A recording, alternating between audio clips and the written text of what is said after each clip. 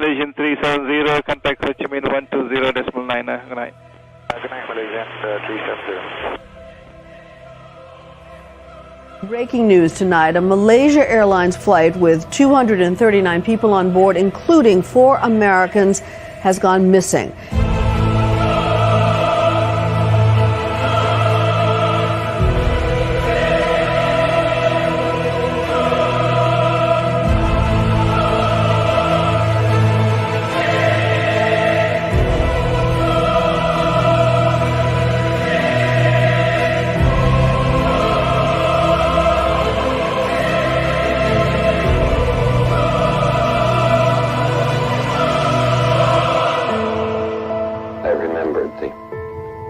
From the Hindu scripture, the Bhagavad Gita, Vishnu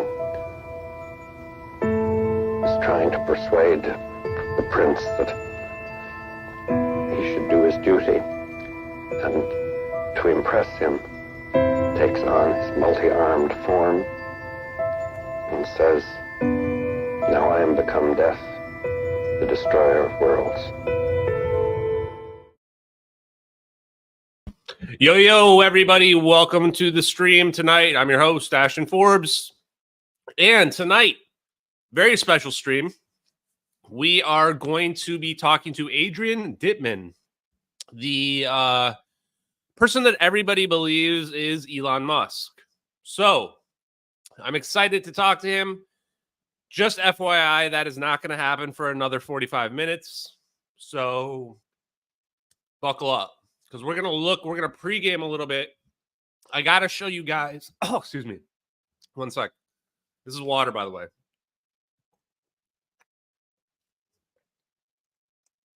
I know you guys care about my health. So, Ken Shoulders. I was looking back through some of my old 100 tabs that I have out there. And I was looking at the one about Ken Shoulders research. Like, this guy that researched Ken Shoulders did so much work. Like, wow, he did a lot of work. Also, real quick, before we get into the Ken Shoulders stuff, thank you guys, everybody in the chat. Make America great again. Make America healthy again. Congratulations, Donald Trump, next president.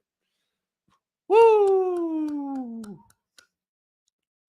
Anyway, people will get over it. But Donald Trump represents our best chance of getting disclosure.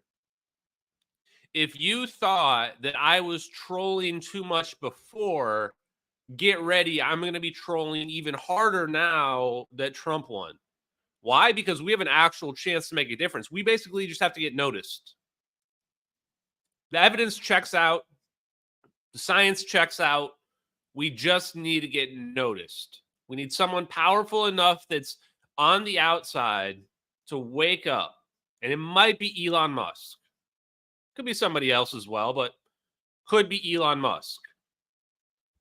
So the trolling will be bigly. It'll be very bigly. And yes, we are. You know what? I decided something as well. I wasn't sure if I was going to say this, but I think full disclosure is better. I'm just going to lean in on the political stuff, which will be perceived as being supportive of Trump, which is fine. I'm going to be critical of Donald Trump as a president and the administration unless they are taking 0 Point Energy research seriously. Simple as that. Because that's disclosure. We get that. We get disclosure. End of the discussion.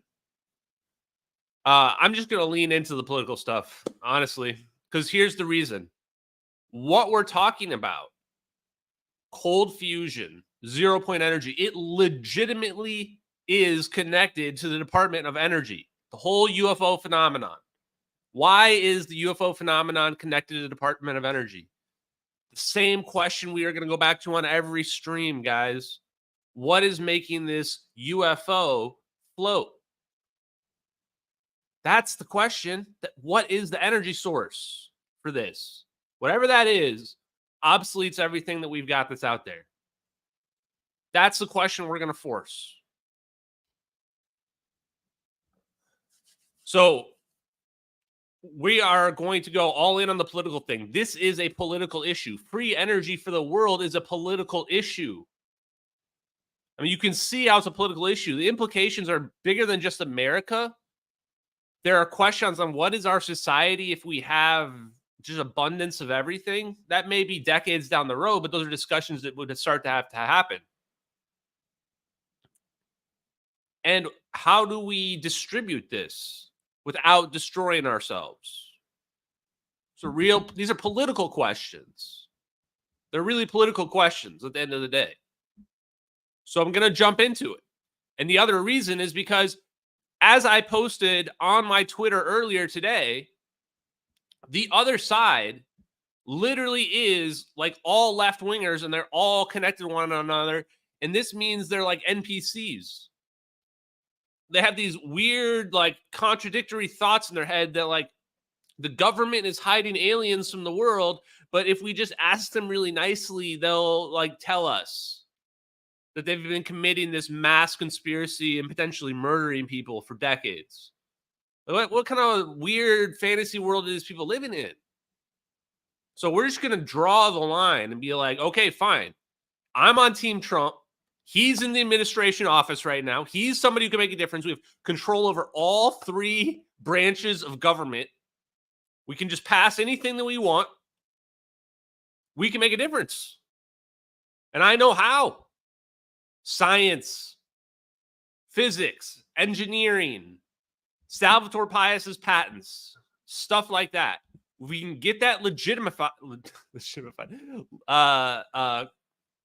If we can get it validated, confirmed that those experiments happen, that those patents are really real, and that they've actually been produced experimentally, not just theoretically.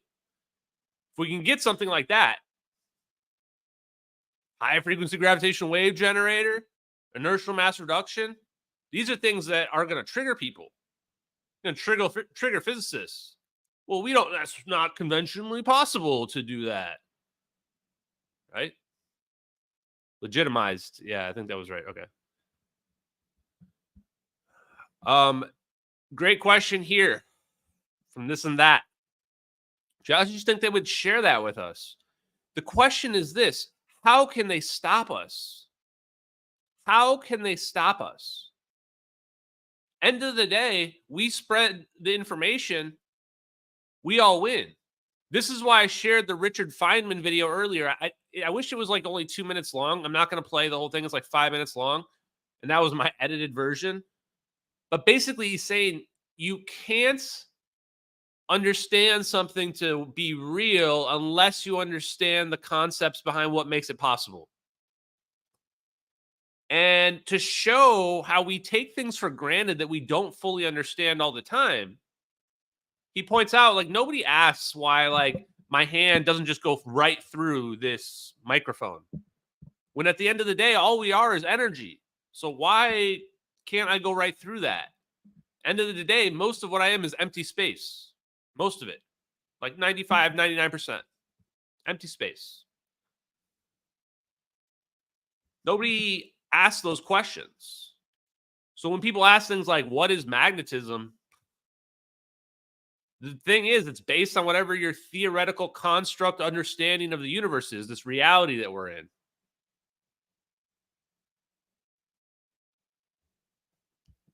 Okay.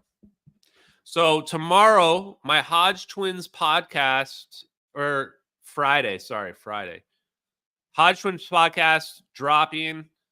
It's going to be really good. Let's just watch I want to watch the intro for it real quick, guys, because we've got a few extra minutes. One sec. It's so good.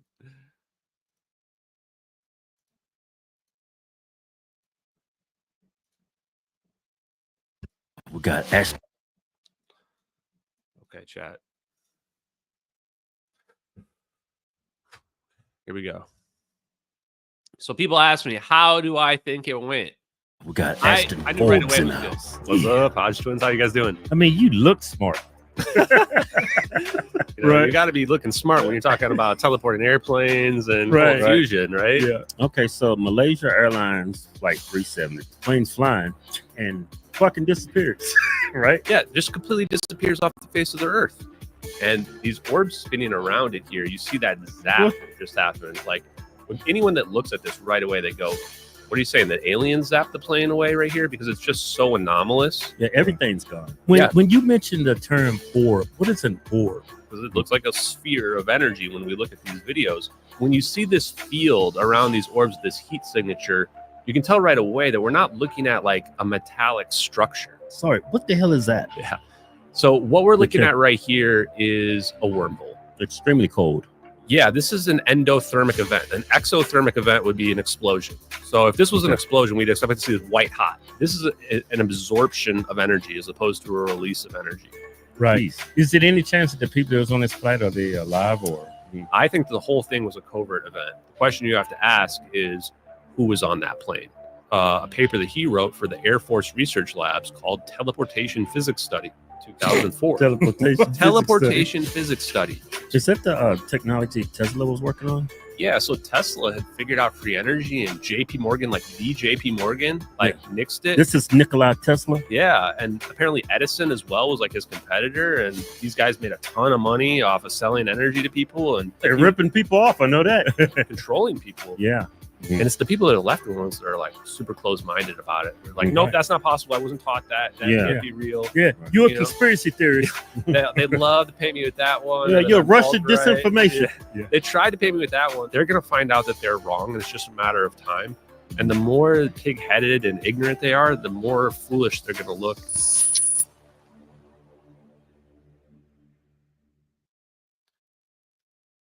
Their whole gimmick is that they lean into the fact that like they all like stereotypes, Southern stereotypes, African American stereotypes, stereotypes of conservatives, all stereotypes. And I love it. They were really fun to hang out with, guys.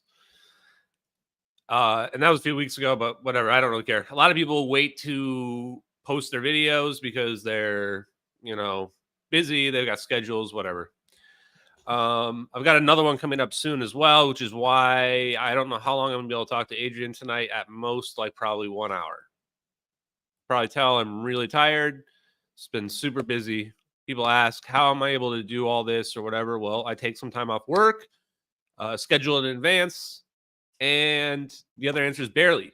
Barely. It's not easy. Okay.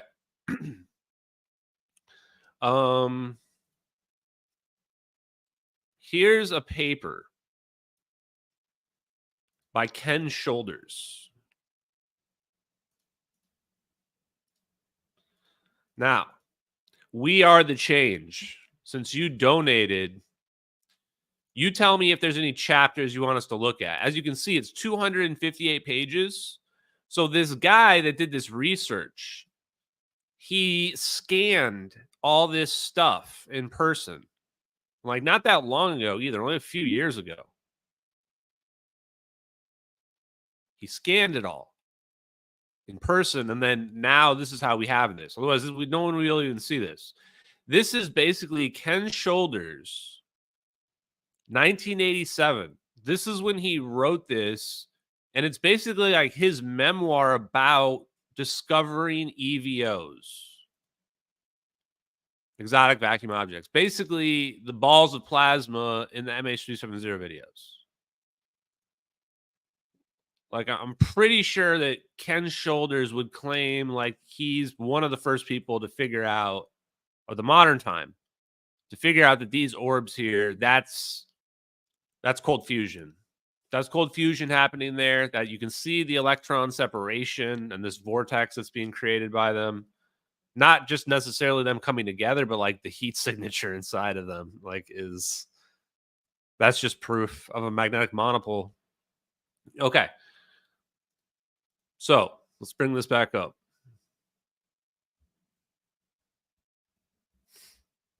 Okay. I'll show you the chapters too. We Are the Change, because you donated twice. Okay. So here are the chapters. And if you read it out, it's kind of like, I like how it's spelled out. It's a lot of chapters. Like, he's just basically putting his thoughts out there.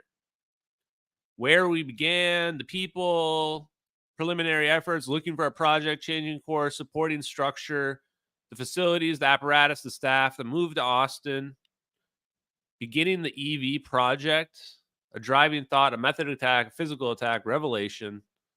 Am I going to read all these? No. Too many. So what I'm going to do instead is this. I'm going to show you some that I already found. Oh, let's go check out page 35 first. We can check that out.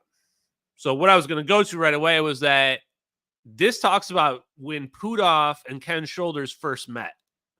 And they didn't have just a random relationship. Like, they were working together on this with a third guy named Bill Church. And he was the money guy. Literally, Church's Chicken. I don't know if people live in the South or the Midwest. They've got Church's Chicken's like one of the most popular, like chicken, like fried chicken to go places. And he was apparently funding, and he'd been working with Hal Pudov for years before this. It's really interesting, the details in here. Yeah, Jamal, thank you for appreciating and understanding the magnitude of this discovery, Jamal. Everybody else, shame on you for not being as excited as Jamal. Okay. Page 35. We'll check out page 35. I don't even know where the page numbers are. When you say 35, it's not very clear what that means. So, this and that, check out. Tell me what you mean when you say 35, because the pages aren't numbered like that. You mean 3-5? Anyway, while we're doing that, I'm going to show you. If you just search for Pudov, you see that Pudov was one of the first few people. Ed May, Hal Pudov, the author and the founder of Jupiter Technologies, Bill Church. So the guy that ran Church's Chicken was the founder of this Jupiter's technology, and there was also Jupiter Toy Company. Maybe that was what the same company. I don't know. You guys want the link to this? Yeah, okay. I'll try to remember to put this in the details too, for people that want to see this for yourself. Highly recommend you check this out, because this is wild. When I scroll, does it show me? No, I don't see pages. Oh, okay, I see. Well, maybe I can go to pages up here. Hold on. How do I do this? Okay. We'll go to 35 now. See if this works. The main attack in this encounter is use an EV source to trigger another and still have something left over from the first EV to become the target for the collision experiment using the clone delayed in time as the bullet. After all, these were just fierce bundles of charge and could be handled like mere ordinary electronics if one cranked in enough constants to offset their brashness. Easier said than done. I tried a lot of dopey things that seemed reasonable at the time, but the combination of poor generation technique and poor measuring technique kept me out of the picosecond domain.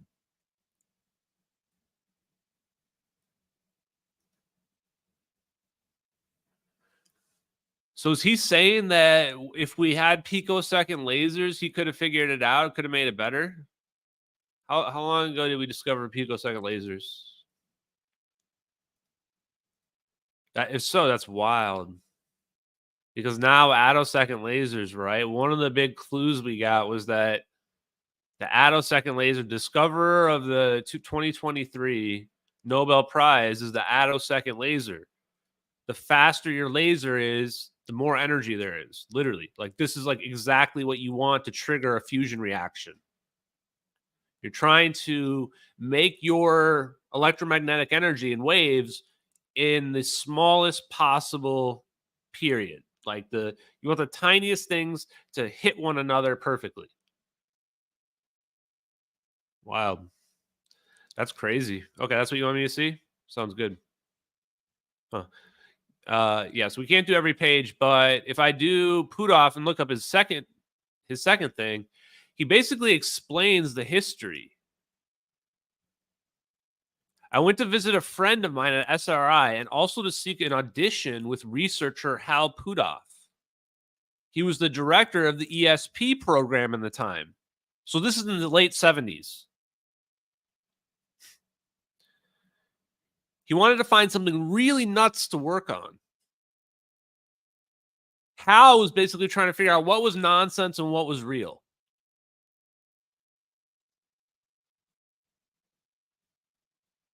So Puthoff knew Ken Shoulders a little bit beforehand as well. He just knew of him, basically.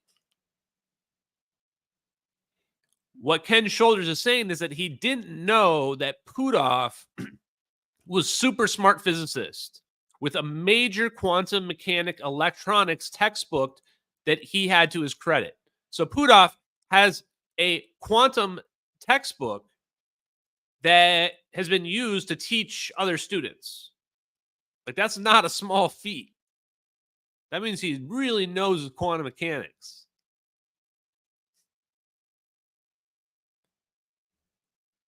He also says that he would come up with some earth-shaking revelations concerning the foundation of physics. We already know what that's going to be. So when I was reading this, I'm like, whoa, this... Okay, just to give you guys, if you're new or just for full context here, when I read that paragraph, I got chills. Sometimes when I feel like I'm right over the top of something very important, I get this chilling effect, like a sweat sometimes, whatever. Why was that so important? Because Puthoff's 0-point energy papers start in 1987. 1987 basically says that hydrogen, it doesn't radiate energy at the quantum. It doesn't radiate any energy because it's in an equilibrium. It's losing energy and gaining energy at the same time. It means that we're sitting in a bathtub of energy. That's what he's saying in 1987. And in 1989, he says that this bath of energy explains or adds to the theories of general relativity and explains gravity, and then starts to explain basically everything else that's wrong in physics. This is why Hal Puthoff is the GOAT. The fact also that he had a close relationship, working relationship with Ken Shoulders that now we know about, and we know when it started, the late 70s. And then this takes it a step further.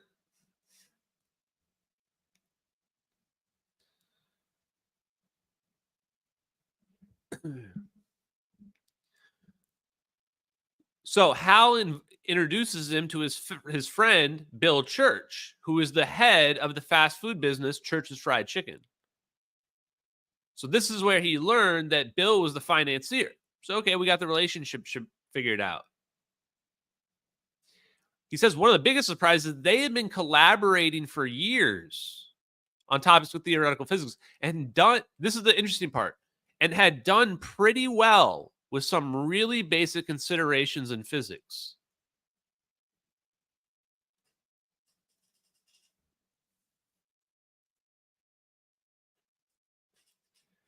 Do you guys understand how big that is? The fact that this is on the internet, this is private information about Hal Puthoff's business life. This tells us a lot of information. And I don't even feel that comfortable talking about it because it's another person that I respect so highly. So I just want to say, I respect Hal Puthoff so much that I already sent him an email before this stream asking him about some of this and just letting him know, I literally told him I'm his number one fan. Told him that because I think I am. I mean, I love you guys as well. You might appreciate him, but I am absolutely convinced, based on what I've seen in 2 military videos, that his view of physics is exactly correct, and that he must clearly himself have seen it to be as confident as he is as well. We'll get to that part later, though. Okay. But Bill, the reason why this is interesting, though, is that when he says he had done pretty well for himself, to me, that context means they've been making money.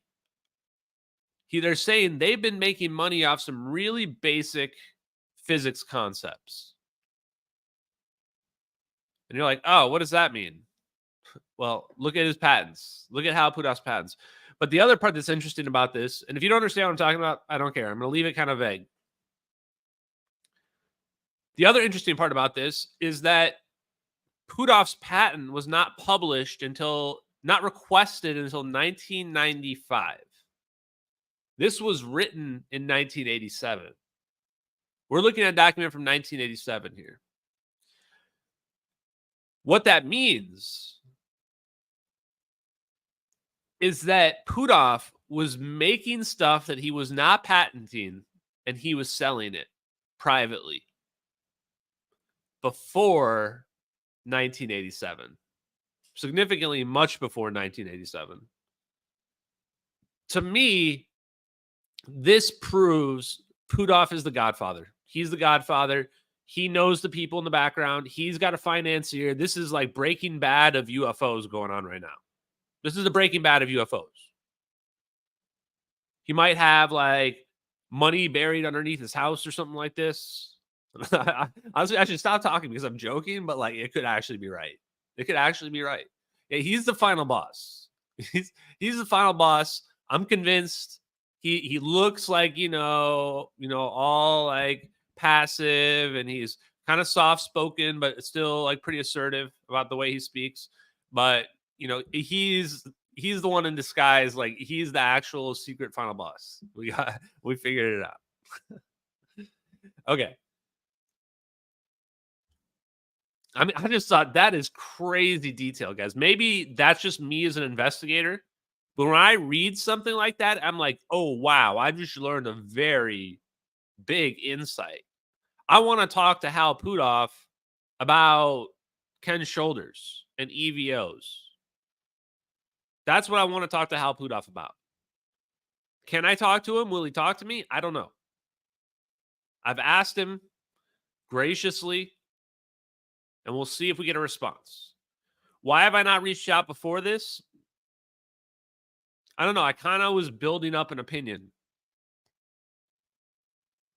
I don't really know who or what to trust in this world, but I've identified the final boss, and I respect his science. So I'm not trying to get him in trouble or anything, but at the same time, here's the truth. I'm not going in with softballs, chat. Chat. Full screen chat. If you've been watching me and my live streams and my interviews, I'm not going in with softballs. Like, I've opened myself up for challenge. Whatever. People want to bring it, bring it. I'm going to be asking hard, relevant questions that are going to give us more insights. As an investigator, that's just how I always think. Same thing I'm going to be doing with Salvatore Paez. They can just respond and say they can't talk about it or they don't feel comfortable talking about it. That's fine. That's fine. If they don't feel comfortable talking about it, they can just say that, and I'm not going to press them or whatever. But I am going to ask questions about exotic vacuum objects, plasma, if they've ever seen it, what the relationships are to some of these projects and why they're interested in it so much. And then I'll just kind of react based on the responses, but I'm going to find out what's going on with this UFO stuff, right? When we wrap a bow on this UFO stuff, then we can finally get everybody to be like, oh, okay, yeah, the United States government stole this airliner. We've been stupid. Of course, we could just teleport planes the whole time.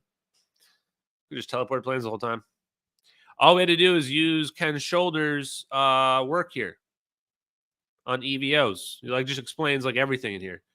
Okay, so Pudov, more references, by the way, BTW. This part here, maybe I can zoom in. This is getting a little awkward. There we go, chat. Okay, sorry, guys. It's better now. Okay. Again, we have dates here. This is, guys, as an investigator, this is when you get giddy. This is private thoughts. I mean, in public, technically, right? But they felt comfortable writing it. Most of it's all really good stuff, actually. But these are the thoughts about a guy who's not with us anymore, that we can't ask anymore. Dates 1981. Formal statement declaring a switchover from theory work to experimental work.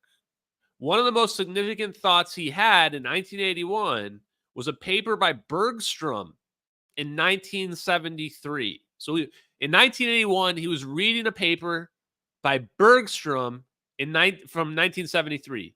He said Bergstrom had declared there really was something like an ether. Yahtzee, chat. Are you fucking kidding me? Yahtzee. That is exactly what I want to read. Wow. Ken Shoulders is going, I was with Hal Puthoff. We together, 1981. This is where the first time Ken Shoulders was thinking that there might be an ether. Now we can connect Hal Puthoff's theory that must be closely tied to this date. Unless Hal Puthoff secretly knew and lied to Ken Shoulders. Maybe he did. Maybe he already knew. Either way, the fact that we see other people talking about the ether being real and them figuring out that it's real, it's not even that. Once you realize it, you're like, wait, yeah, it is just real? Oh, why don't they teach this in school? Oh, well, because we don't believe in it. Something about the Michelson-Morley experiment from 1885. 1885. They were doing experiments back then. Yeah. Great experiments. They were doing great experiments back then.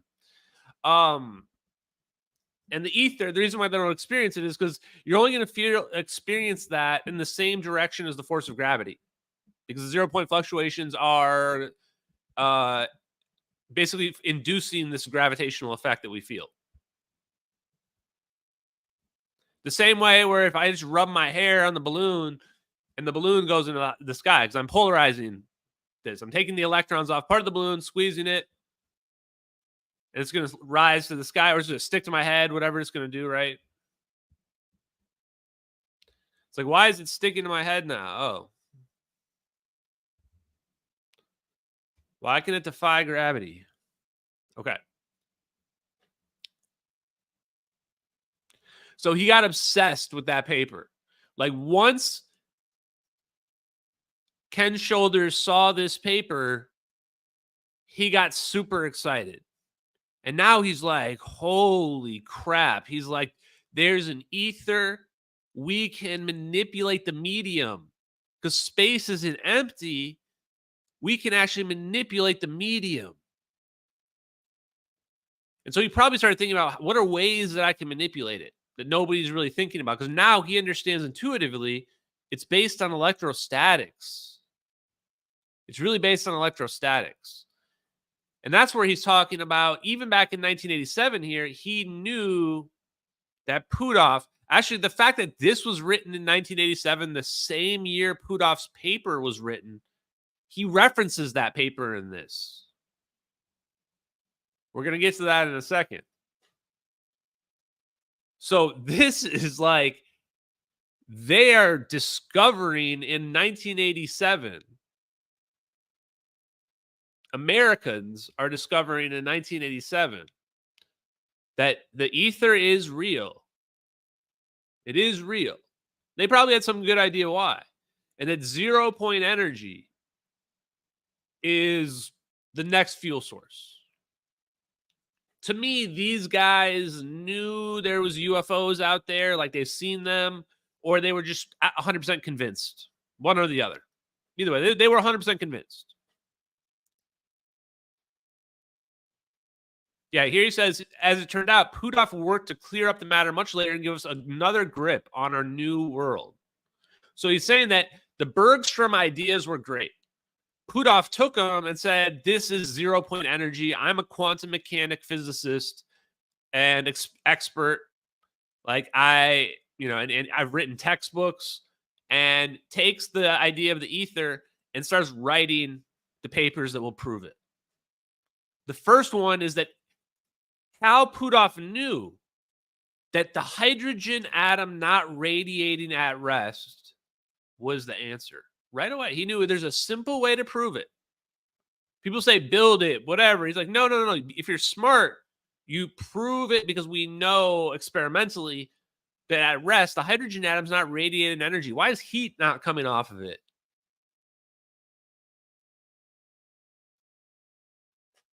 And the answer is because it's in an equilibrium. It's losing energy at the same rate that it's gaining energy. Wow. That's a huge insight. Once you look at it like that, you're like, oh, we're in a sheet of energy. Everything's exchanging energy with the ether all the time. The magnet that's stuck in my refrigerator right now, how is that staying stuck in the refrigerator? Where's the energy coming from that keeps it stuck on the refrigerator? Just an interesting thought to think about. Everybody's wondering, how does a magnet work? Why does it work? Must be connected to gravity. We're seeing a very similar effect. Electromagnetism is directly connected to zero-point energy, the quantum vacuum that's all around us. So Ken Shoulders and Hal Puthoff figured it out. 1987 is when they were publishing. And they both were obviously aware of each other's work.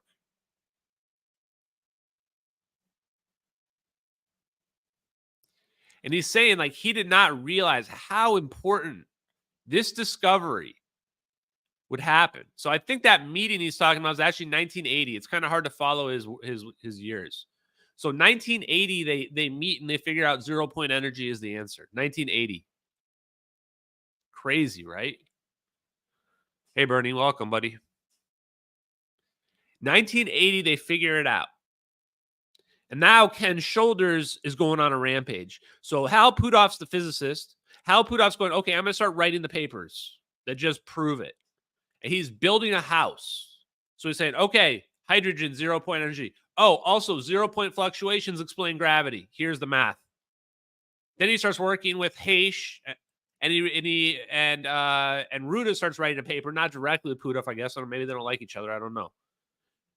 And everybody started writing papers. Zero-point energy also explains inertia and mass. You're like, okay, wow, you just explained a lot of really fundamental physics right there.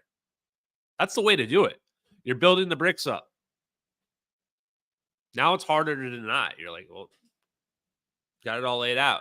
You've got the why figured out. Everyone wants to know why. This is why. The bricks laid together. So this guy was Ken Shoulders, respectfully, was out there and he was trying to figure out how we're going to prove this. How are we going to build the apparatus, the experiment? What is it going to be?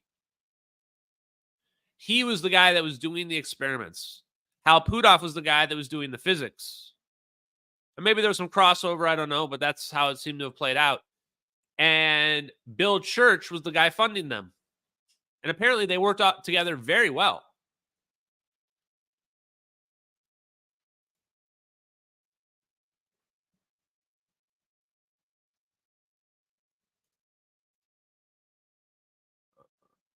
Okay.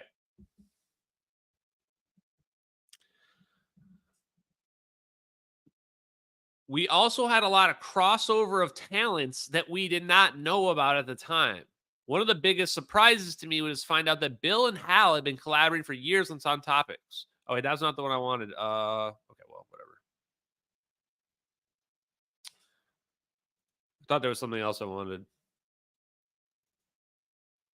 Okay, this is the part. 0-point fluctuation drive. This is wild. They're talking about right here, 1987, they're already thinking Star Trek. They're already thinking Star Trek right here. So if you're just catching up right now, I'm going to join a Twitter space in a few minutes. But before that, we're going through Ken Shoulders' history with Hal Puthoff, as written in his own, let's say, I don't know, dictionary of his work, which is really detailed, really detailed. Okay. At this point, I can fall back upon a paper of Bergstrom, same one as before. Mentioned earlier, that was the one they said the ether must exist. And the claim that the motion of contained charges is indeed what binds them to the remaining charges forming the entity. At this same juncture, I can step over into the holy region of the vacuum, or polarizable ether, as Bergstrom called it, and begin to look for the sustaining process that keeps the entity intact for longer than would seem possible from the initial energy input considerations. I will invoke 0-point fluctuations as the ubiquitous energy source to sustain the life of the EV. So, what he's saying is this. He's saying we can see this plasma is making a battery. It's making a capacitor, a charge. It's charging a capacitor. There's energy that's appearing there clearly, allowing for this sustained reaction and sustained self-organization. Where's that energy coming from that's sustaining that? Shouldn't that be collapsing down? No, it's not. They're going to later attribute this to the Casimir effect. What is sustaining this is what he wanted to know, is once we make this plasma happen, it becomes self-sustaining and self-organizing. This is like, what? And plasma is exactly rarely talked about. The fact that the ether is real is basically taboo. You are not allowed to even talk about these topics, or they will shun you. Thankfully for me, I don't care. I don't care. Ooh. The ether is real. Cold fusion is real. Free energy is real. And balls of plasma, EVOs are real. Get over it. Move on. They're real. Okay.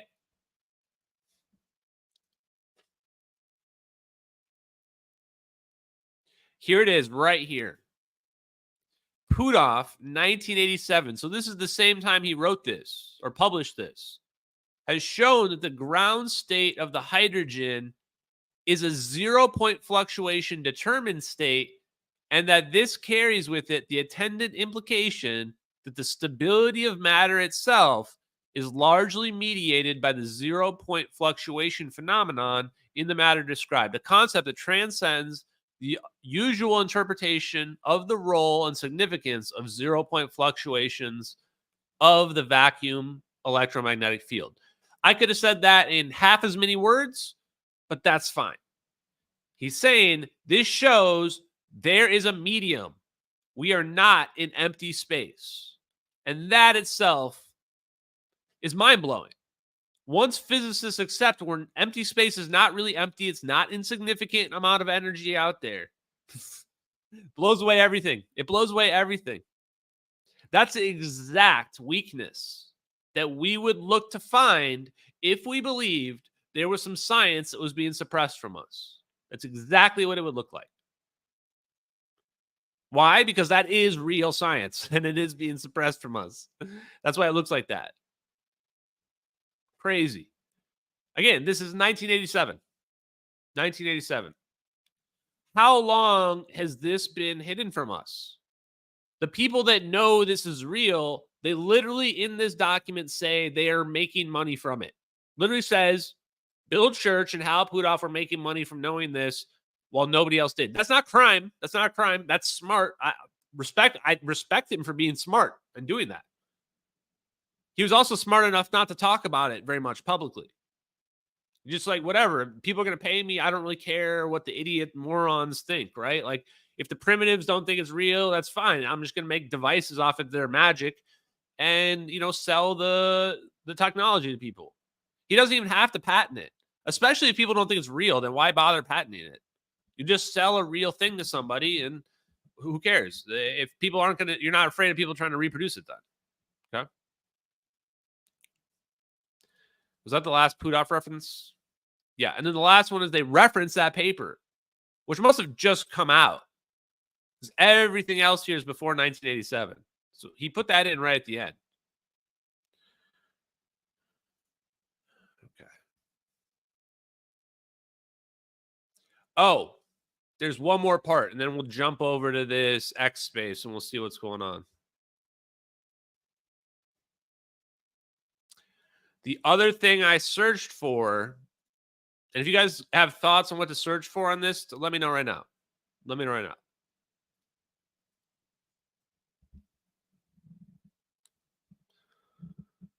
I searched for monopole. Look at what I found. Spherical monopole oscillator. Are you fucking kidding me, chat?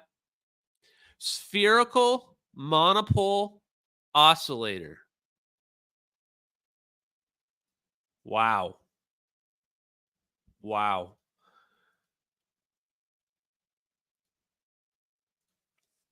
A second requirement of major importance is to find a containment geometry that naturally occurs whenever the initial process of forming an EV begins.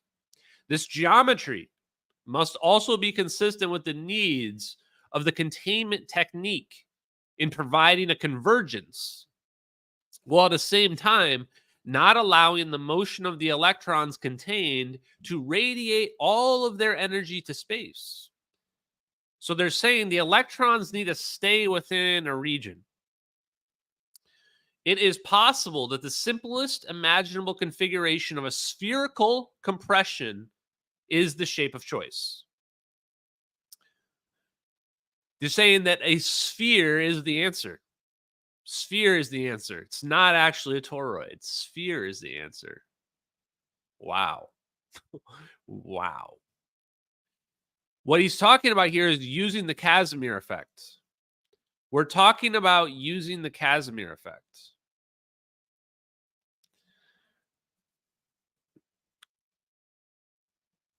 This geometry results quite naturally from the plasma blowup that follows along the lines described earlier in Chapter 8 in the section on short EV generators and from the description of Meziats. So I looked up Chapter 8. I couldn't figure out what he's talking about. I didn't have time to read the whole thing. It's 257 pages. So maybe we'll do a follow-up on that. There's also something similar to a spherical electron blowup formed when a field emission source initially operating under space charge repulsion is pulsed with a very short pulse. Although this source would also seem to contain toroidal components of motion. So toroids do come into use. Toroids are not insignificant, but the final shape of the plasma is going to be spherical. Something not perfectly spherical, but spherical in general. Wow. The guy that discovered EVOs, Ken Shoulders. We've got him in 4K right here. We've got him in 4K.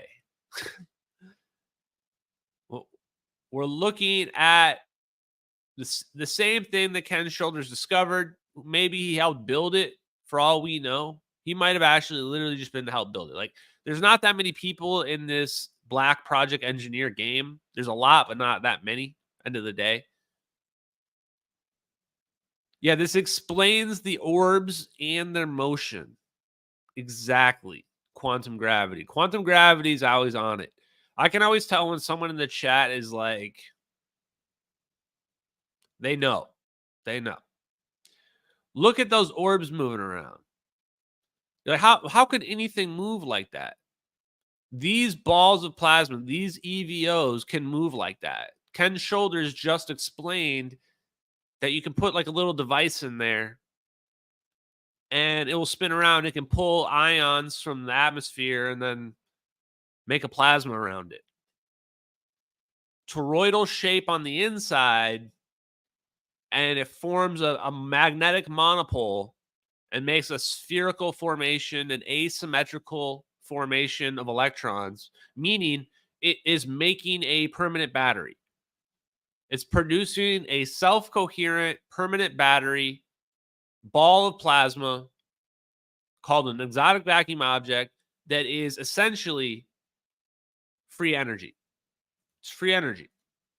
That's what a permanent battery is. Permanent battery is free energy. So Ken Shoulders was trying to figure out, why is that doing that in the 80s? It is so freaking amazing. It really is. And that's why when people say they think that I'm making this up, well, fuck you. Well, fuck you, first of all. I have one FU per live stream. And number two, go look up the science yourself. I'm referencing more scientific papers than any of these other science influencers ever do, except for maybe Sabine. I like Sabine. I don't really agree with her, but I like her. Nobody else references any scientific papers ever. I actually read scientific papers. That seems like this basic thing, but for some reason, it's like really hard for people. Okay.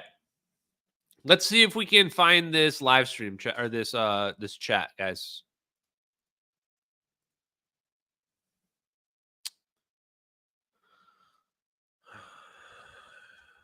I want to talk to Adrian. I want to talk. Oh yeah, here we go. I want to talk to him about the future.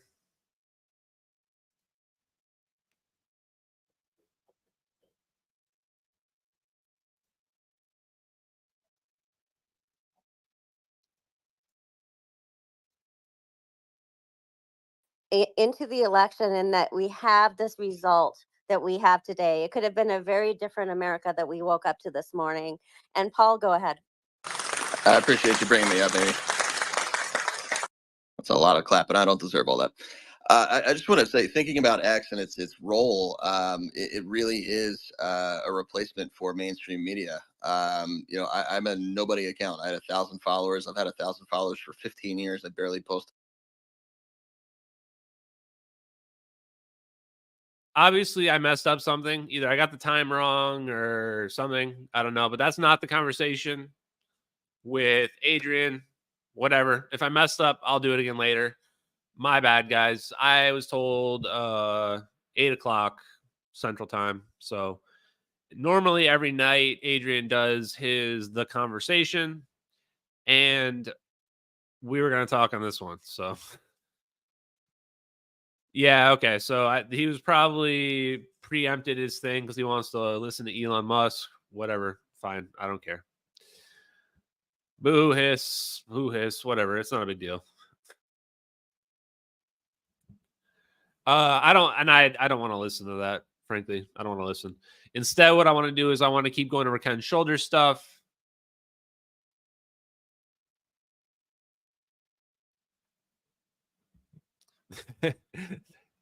Elon is not Adrian, guys. Elon's not Adrian, chat. It's not even, I would make a joke about it, but it's not even worth making a joke about. Because it's not true. Okay. Instead, I want to look up monopole here. Oh yeah, okay. This is the other part we need to read this next part, chat.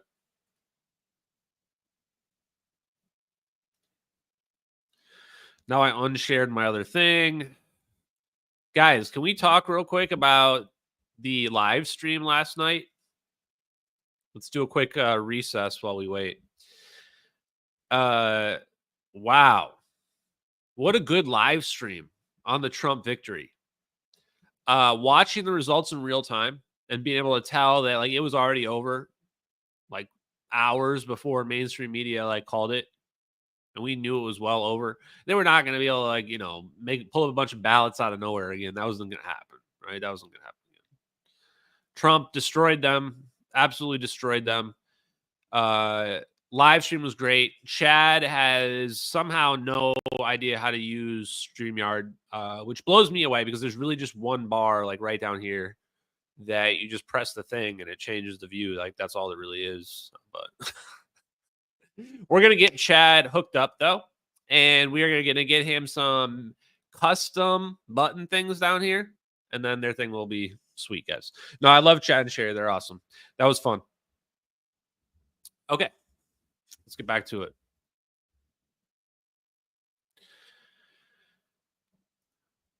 Okay, so this last paragraph that I found on monopoles here, the vector and scalar potentials. I saw this, and I said, oh, we got to read this.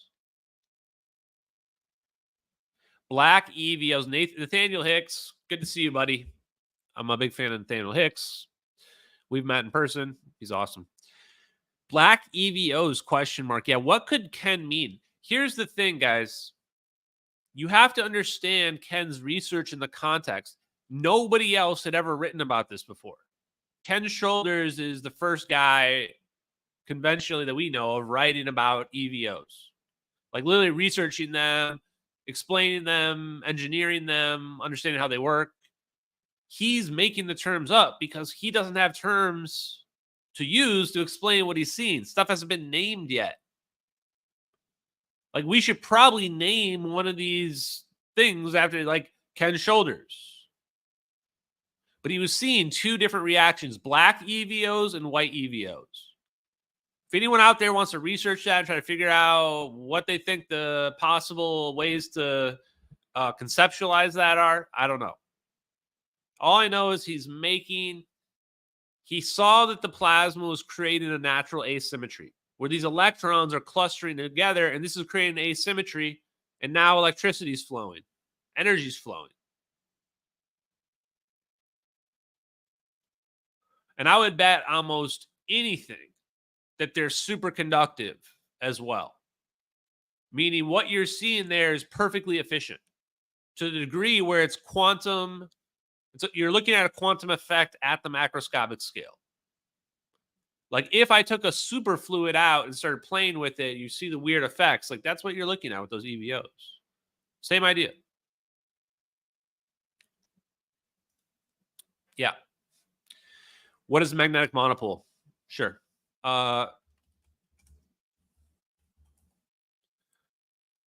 See if we can find a picture here. You know what? This will do. Okay. Normally, a magnet has two poles, North Pole and a South Pole. Okay. So when you look at a magnet, your field then looks like this one I've got highlighted here where it goes from north, south, right? Like this. If you break it, you get two magnets, like right here, like what you're seeing right here. You break it, it's not like all of a sudden the north parts act one way and the south parts act another. It doesn't work that way with a magnet. Huh. That's weird. This right here is very important to understand how weird this is. Break it in half, and now the part that was in the south before is now north. Huh. So there's some force interacting here that's not as simple as meets the eye. What should exist is this one on the right, north, that just goes in all directions. This one's kind of covered up right here. A north pole that just goes in all directions. That's a magnetic monopole. Doesn't have a south side to it, south component. Or just a south, which would be everything going inward with no north. You realize the north and south is just a designation we gave it. I think the electric universe would say that you're just looking at the magnetic component of the electromagnetic field. If this magnetic component is a magnetic monopole, you can explain a spherical shape very easily. You're looking at the boundary of the magnetic field, interacting with space around it, space-time. You're like actually seeing, at least in my opinion, you're seeing the magnetic field, the interaction, the change of the permittivity of the vacuum, and you're looking at that. Now, on the inside, we have fusion. It's a star in the palm of your hand. Not really, because it's huge. Actually, those things are like 20 feet in diameter. They're big. Okay. Does that explain magnetic monopole clearly enough for people? Here's another image. Actually, this is my favorite image right here. This one's really good. Because that is like what we're looking at. That's like what we're looking at right there. That's what the orb is. Look at how it hits the wall, right? It hits the non-radiating barrier. And this is where Ken Shoulders was saying, like, why are the electrons like coming back around? Why are they not shooting out? They hit this and they create like an umbrella effect, right? Because they're hitting the wall and then they're coming out around. This is why we're seeing the heat signature in the MH370 videos. This is exactly why Bob Grenier started freaking out. If you look at Bob Grenier's magnetic monopole picture, it's like this. And he would say the ring around the middle is the toroid. So there's a toroid in the middle of this, but it's creating a spherical shape. Spherical shape. I mean, to me, this is amazing. Oh, down here's another good image. This image right here is a good one for magnetic monopoles to show you the difference. Now, Dirac, the Dirac C guy, was like the first to predict magnetic monopoles would exist, but several people were interested in it. I think Julian Schwinger was one of them, I believe. And so the people that are looking at the idea of magnetic monopoles, they're the ones who are trying to break the Magic card game, right? They're the ones who are trying to make the deck that's super annoying that nobody wants to play against. That's what they were trying to do. It's crazy. They've suppressed basically the magnetic monopole concept's also been suppressed. It's just been like, oh, it's theoretical. CERN was like, guys, real talk. CERN was like supposed to like tell us about magnetic monopoles, but they just like didn't. They like, I don't know. Their experiment just didn't really tell us much. That's like the story I think they tell us here.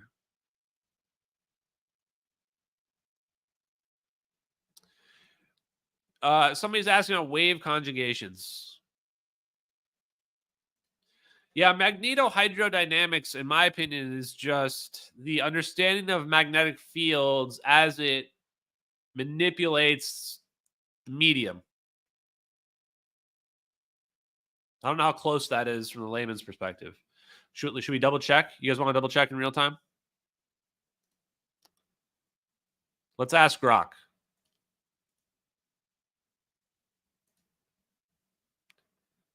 Yeah, okay. Screw you, Adrian. No, actually, I don't care.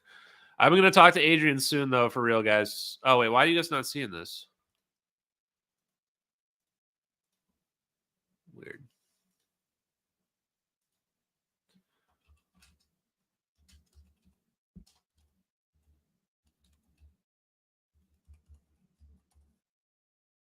Okay. It's honestly crazy how good the AIs are. Like, if you asked me 5 years ago that it was going to be able to answer questions like this, it's a branch of physics that studies dynamics of electrically conducting fluids like plasmas or liquid metals in the presence of magnetic fields. Let's say pretty close. Fluid dynamics and electromagnetism, MHD, combines the principles of fluid dynamics with electromagnetism. Yeah. Why is this MHD so important, chat? Because we're looking at the medium now. And now when we look at the medium as an extra dimension, we're going, we can treat it like a fluid. We can treat it like a superfluid. This is how we're going to interact with the ether. We're going to make a magnetic monopole. That's how we're going to interact with the ether. So Ken Shoulders was looking to understand how what he saw with his eyes was working. The best partners probably are an engineer with a physicist, because the physicist's job is to try to explain what the engineer is showing them they can do. Usually the human mind can come up with ways to break reality easier than we can explain them. We don't use the G word in this stream. It's the homosexuals. I'm just kidding. I have absolutely nothing against people of any gender identity. You can believe, do whatever you want. I'm not your moral guider. I'm also nobody's savior. In fact, I feel a strong urge to play this clip. If anyone thinks that I am some kind of religious leader or anything, you just play Not what I'm. You guys keep thinking I'm a religious leader. This isn't a religion. This is actual truth. I'm a scientist in real life, but this isn't real life. This is a video game. You at least understand that much, right? This is a video game. But you said I'm your grandson. I'm saying everyone here, everyone in this world but me. You're all my grandson. Your name is Morty. You're stuck in a video game, and I'm here to get you out. What about me? Am I your grandson? I just said everyone is. Wow, incredible. Okay, but don't react like that. It's not a religion. This is what is happening. You and me and your sister are at an arcade called Blips and Chits. It's been taken over by terrorists, the power went out, the game restarted, and your identity has been splintered into all the non-player characters. So I jacked in as Roy, that's the player character, to get you, my grandson Morty, out of the game before it's over and you die. Okay, question over here. Am I your grandson? Jesus, yes! Every single one of you is 1/5 billionth of Morty. All of you, collectively, are Morty. Look, I don't want to seem impatient, but there's actually a lot more that we have to get done. So if this is how hard it's going to be, we are in a lot of trouble. Oh, man, that's more real than I think even the writers of that episode knew. Man. It's not going to be easy, chat, to wake people up to 0 point energy and to wake them up to how far advanced we've become.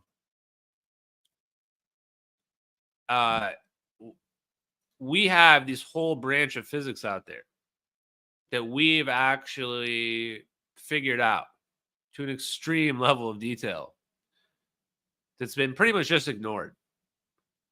People claim that they want to know what the answers are, that unifies physics, unifies general relativity to quantum field theory. And yet when you give it to them, you say, here it is. Here you go. Here's the answer. They just say, no. No, thanks.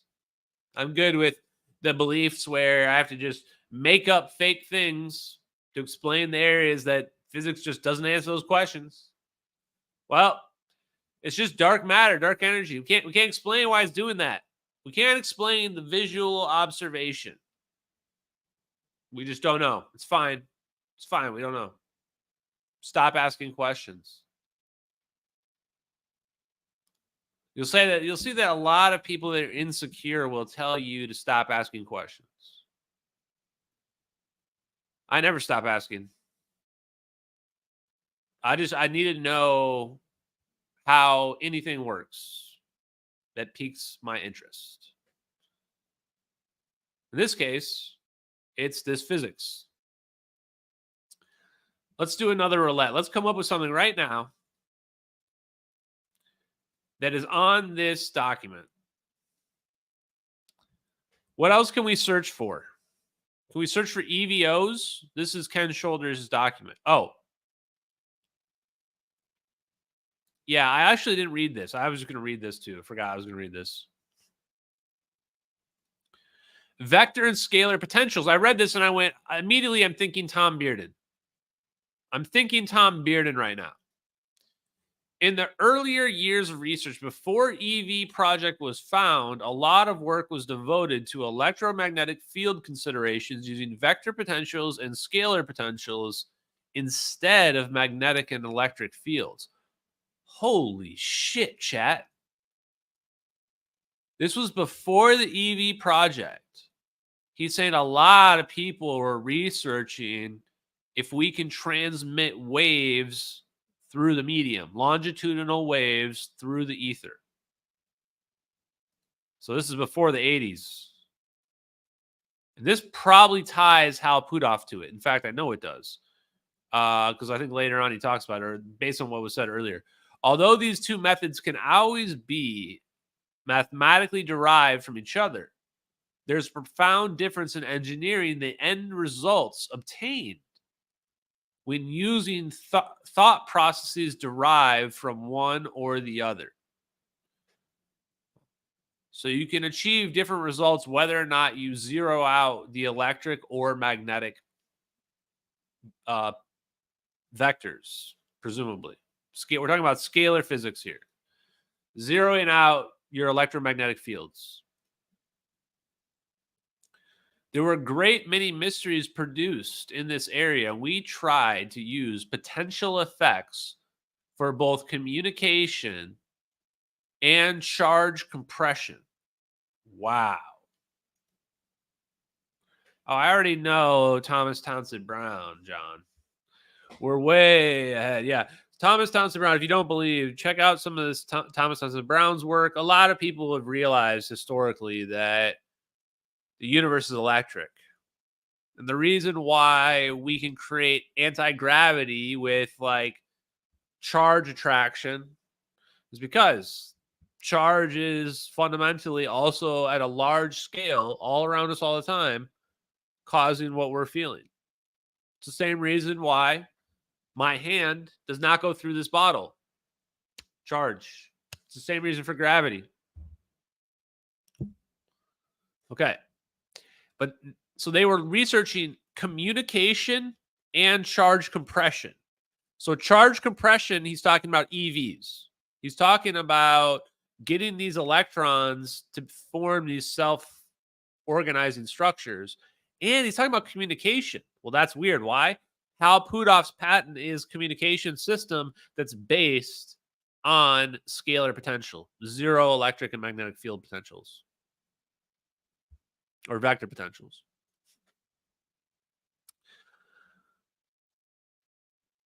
For the people that are not on understanding yet, basically they're saying we can manipulate the medium and we can shoot a ripple through the medium, but you're not going to see anything from the electromagnetic spectrum visually. If you're using a camera that's looking for electromagnetic signals, you're not going to see it. Scalar interferometry. Yeah. In this case, Nathaniel, you don't even probably need scalar interferometry to send a signal. You may need a receiving device on the other side, though, which that presents limits if that's the case. But if you look at Hal Puthoff's patent, it's a scalar communication device. My guess is that it's using the Lamb shift or the Aharonov-Bohm effect. I think both are referenced in the patent. And in those systems, you can see a phase shift just from a potential. This tells you there's a way, the Aharonov-Bohm effect and Lamb shift show you there's a way to pull it off. Puthoff figured it out. Doesn't surprise me. He's a genius. Also, he was working with Ken Shoulders, another genius. Sounds like they got paid, too, for their work. So whatever they're doing, I want to learn.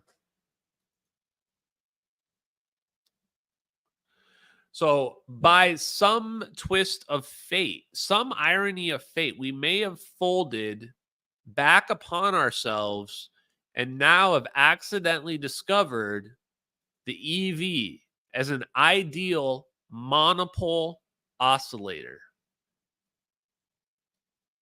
Chat, that's what I want to be hearing.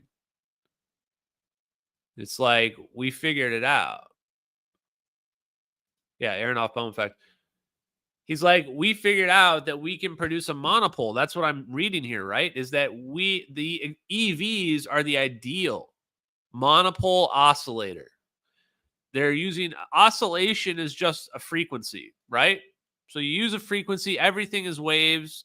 So you get the right frequency, probably very high frequency, and you can achieve this coherent state in plasma.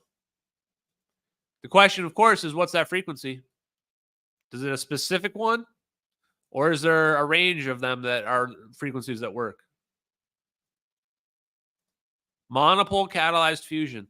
Also, Ken Shoulders' work, like Hal Puthoff and Eric Davis respected Ken Shoulders so much that when they wrote about EVOs, they said it was an ideal candidate for potentially extracting energy from the vacuum. They knew. They knew this was legit as hell. This oscillator is the perfect generator for the vector and scalar potential waves without contamination from either electric or magnetic fields. These waves can be thought of as longitudinal waves in the vacuum. He's literally saying these are waves we're shooting through the ether. Once you understand there's another medium, now we've got a whole other thing we can be going down. They are largely undetectable by standard E and B detection means, but are readily accessible to the monopole world. Wow. Wow, Chad. When you create a monopole, he's saying creating a monopole is like the trick to pulling it off. That's what he's saying right there. Or understanding monopoles is the trick to understanding it. One way or another, whatever. There appears to be an incredibly large number of useful phenomenon yet to arise from using potential effects that are not immediately accessible to force of E and B fields. This phase-determined force-free world will certainly be another chapter somewhere in the future. Huh. So he knows, man. Wow. Phase-determined, huh? I mean, to me, it's got to be standing waves within the plasma. You're creating a standing wave, a resonance in the plasma, just like Sheila Raman, maybe her name is. Pretty sure Sheila Raman. She shows that with sound, you can create these coherent shapes. A lot of the time they're fuzzy and blurry, but sometimes they become coherent. And she shows you the different shapes that can be formed. That's what I think Ken Shoulders realized. Ken Shoulders realized in the quantum level, everything's related to waves, frequencies, vibrations, waves.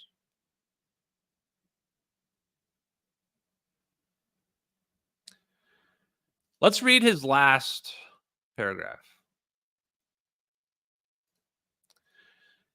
The condensation of my thoughts and writings of this book have been just another phase in the constant cycle of searching the universe of the physical sciences.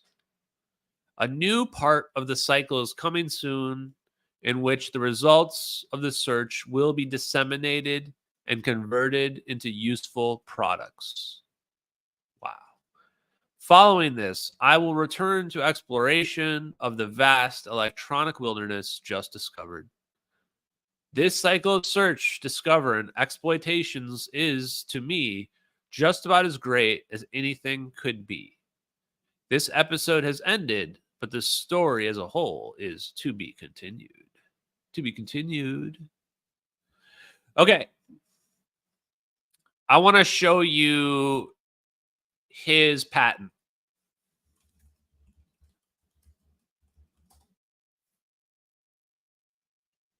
Kind of amazing.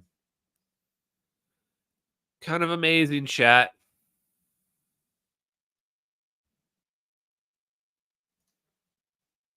Am I cutting this off? I don't think so. Energy conversion using a high charge density. Disclosed our apparatus and method for obtaining energy from high electrical charge density entities. These are his EVOs. He's talking about EVOs, chat. How can we obtain energy from electrical charge? The energy may be received by the conductor of a traveling wave device positioned along the path which the propagating entities follow. Huh. So you put a conductor in the path of the entities. It's actually really fucking simple. What is he saying right there? How do we extract energy from the ball of energy? Well, you see that Tesla sign thing while the energy's beaming? Put something in the way. Put a conductor in the way. The conductor will capture energy. Maybe put a capacitor there. I don't know. Whatever. I'm going to figure it out. Do something, basically. Multiple traveling wave devices may be combined. Energy output from a traveling wave device may also be directed to the generation of a subsequent such entity. I mean, bro, what? This is the other question. I didn't even read this last time I was checking this out. He's saying you can use this to become a self-perpetually fueling plasma. This is all about, whoa. Thank you, Scott. Holy crap.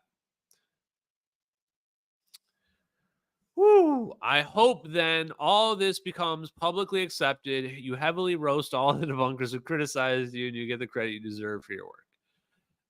Yeah, I hope. Thank you very much, Scott. This is a very generous donation. I don't know what Canadian money means in America, but the fact that this is red means it's a lot. So thank you very much. I appreciate it. And I forgive you for being Canadian. We'll let it slide. Will it be accepted? Eventually, it will be accepted. Eventually, it will be. It's literally just a matter of time. Like at the end of that Hodge Twins clip, just a matter of time. This is going to be accepted because it's true. It's the answer. If this is like how I'm sure we're not going to find anything in this next South Indian Ocean search that they're doing. Apparently, they're doing it soon. Who knows when that means? MH370, they claim to have credible evidence of where they can find the plane. They're not going to find anything. 100% no chance. They're not going to find anything. How do I know that? Because I watched a plane disappear out of space-time in 2 videos. Right? Same reason why I know the science is going to be proven to be real. Going to be right, going to continue to be right. Haters are going to continue to cope and try to come up with weird ways for why the science and the physics can't be real and why the videos can't be real or whatever. They can cope for as long as they want. I don't urge anyone to ruminate about the science, the physics, or myself. Please do not do that. The same way I don't want cultists. I don't want stalkers either. Please. Just start dealing with your new life or go back to sleep in your old life and just ignore what I'm saying. A lot of people are going to have to die, unfortunately, for us to move forward. And I don't mean that we are going to, we're not going to do anything to change the path of anyone's life. I'm just saying it's going to take time because people have to leave us from this earth before physics will move forward because they're too influential and they're too close-minded. There you go. Oh, man. These people are going to start stalking. Stalkers are going to stalk, chat. Okay. Okay. We're going to play this other clip just because it's funny.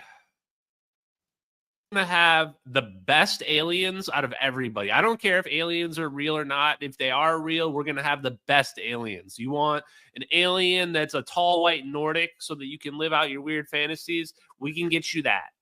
If your weird fantasies have to do with purple or blue aliens with big butts, we'll do you that as well. If you're into the insectoid or crab people, the mantis people, we got you some of that. And free bonus, they're all telepathic. All of them. Every single one. Even the little gray one, he's especially telepathic. He's the best in terms of telepathic. Chat, our aliens, chat. Like, everybody on the left is obsessed with aliens. Like, it's unhealthy. And it's always a weird fetish. Like, I don't know why they all have fetishes about these aliens or whatever. Like, bro, I'm good with just human women. Human women are fine for me. I don't need alien blue mixed color weird aliens with bizarre features and, you know, appendages. Right? Like, it's fine. I have nothing against them, but I'm good. And for some reason, it's always the left-wing ones that are, like, super obsessed with the, like, aliens existing is, like, the most important thing. How profound is that? And I'm like, it's kind of profound, but not really. Like, it's not even that profound anymore.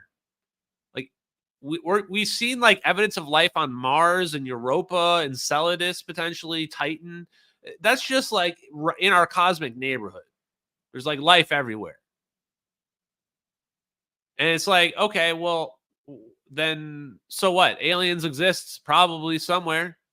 Unless the aliens are here giving me a BJ or whatever these people think they're doing. What does it matter? What does it matter? It doesn't matter. How is that like changing the profundity of aliens existing is what? You think that all of a sudden we're going to look for world peace? Do these people really think that all of a sudden we're going to be like, oh, aliens are real. Everybody come together and let's do world peace now. Aliens are real, everybody. I actually think they might think that. They might actually think that. That's how delusional these people are. Who cares, man? Okay, aliens are real. Great. Great. Doesn't change anything about our situation whatsoever. Are we going to go beg the aliens to save us or some shit? Like, what exactly is step 2 in this process? Aliens are real. Okay, next step. Nothing.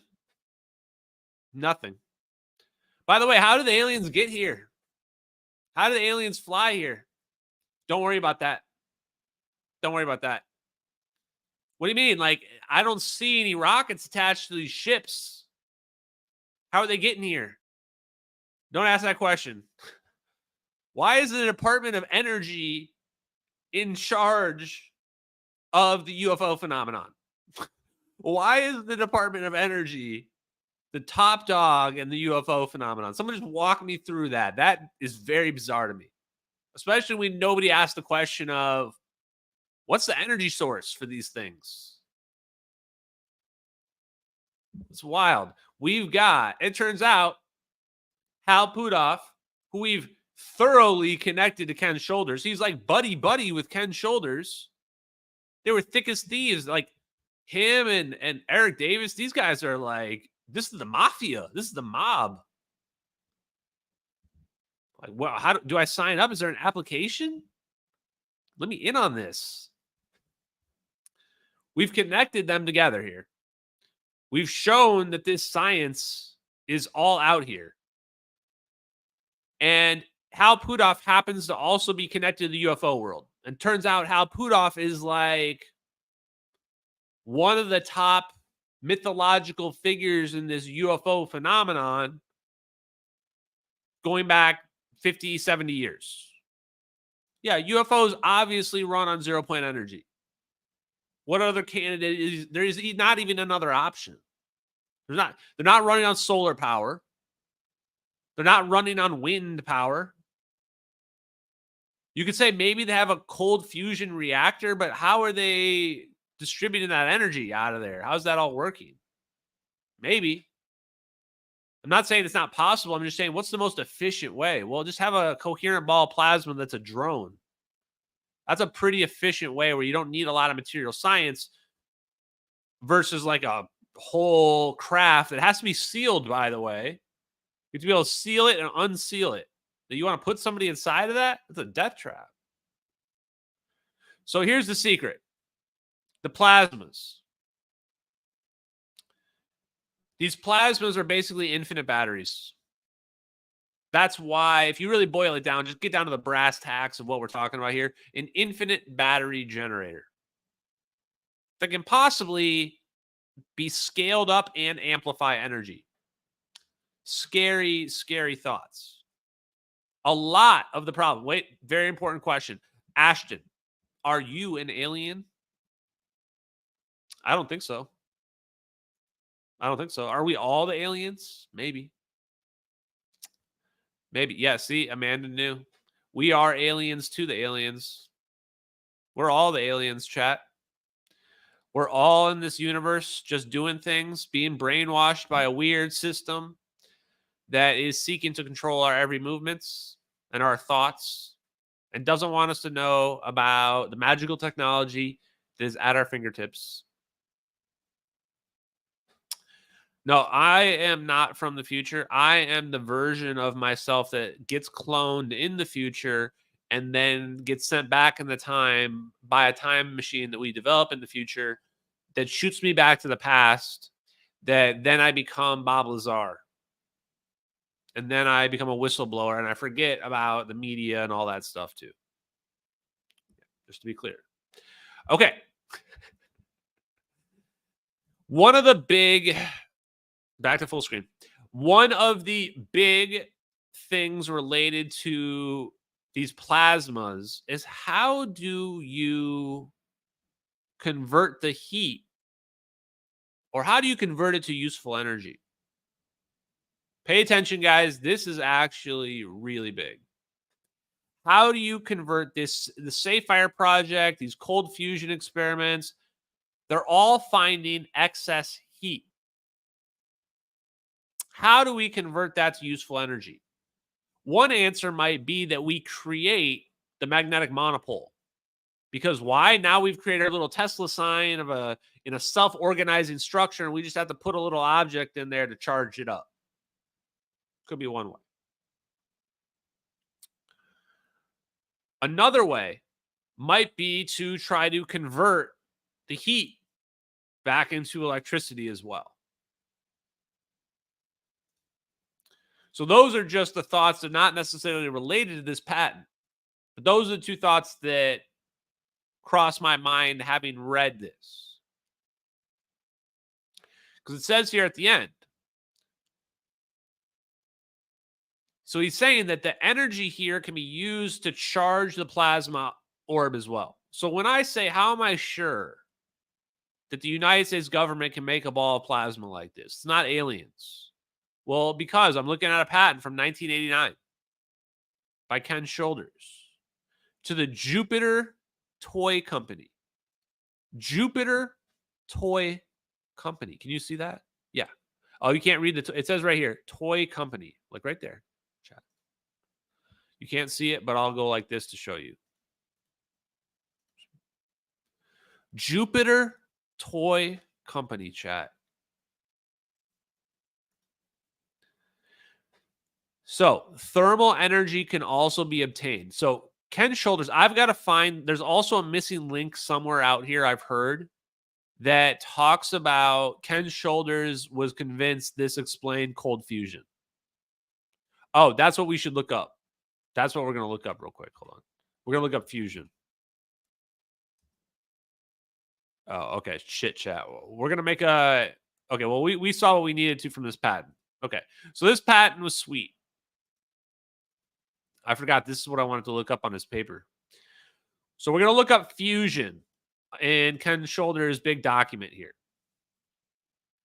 Okay. Fusion fission.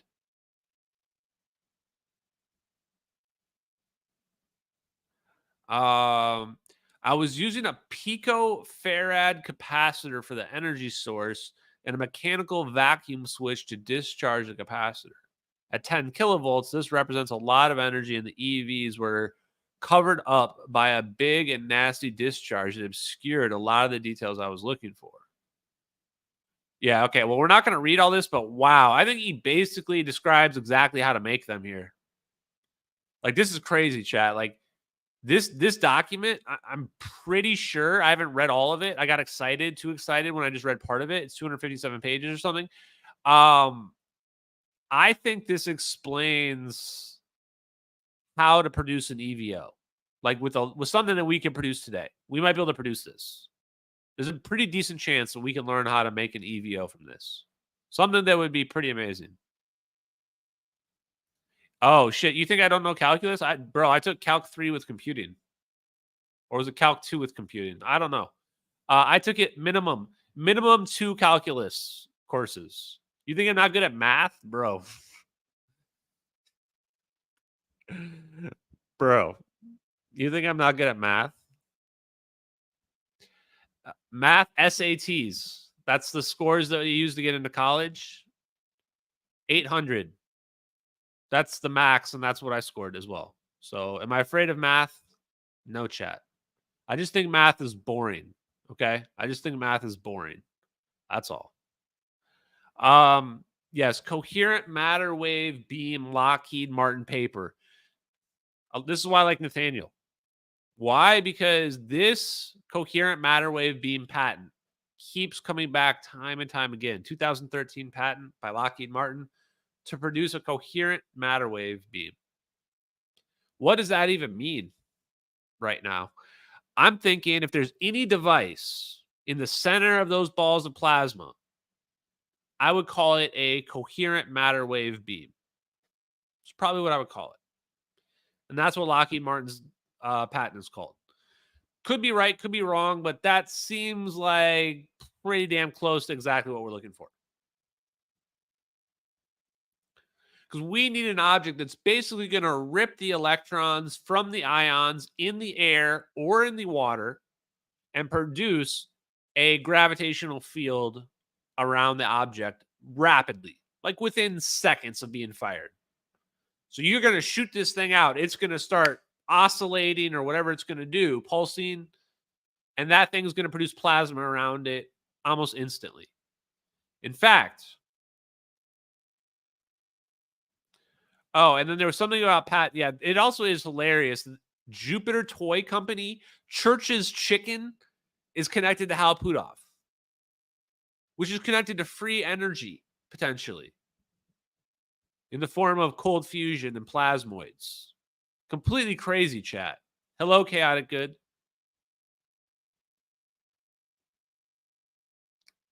Okay.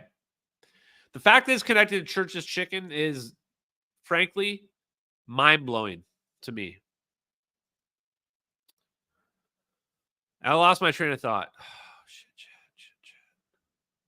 Oh, okay. The coherent matter wave beam. I was going to show a clip. Oh, yeah. Okay, I remember. Here we go. Don't worry, chat. Don't get excited. I want to show you guys the second orb, okay? Something weird about this. The orb just kind of appears out of nowhere. There, you can see it right now at the bottom of the frame down here.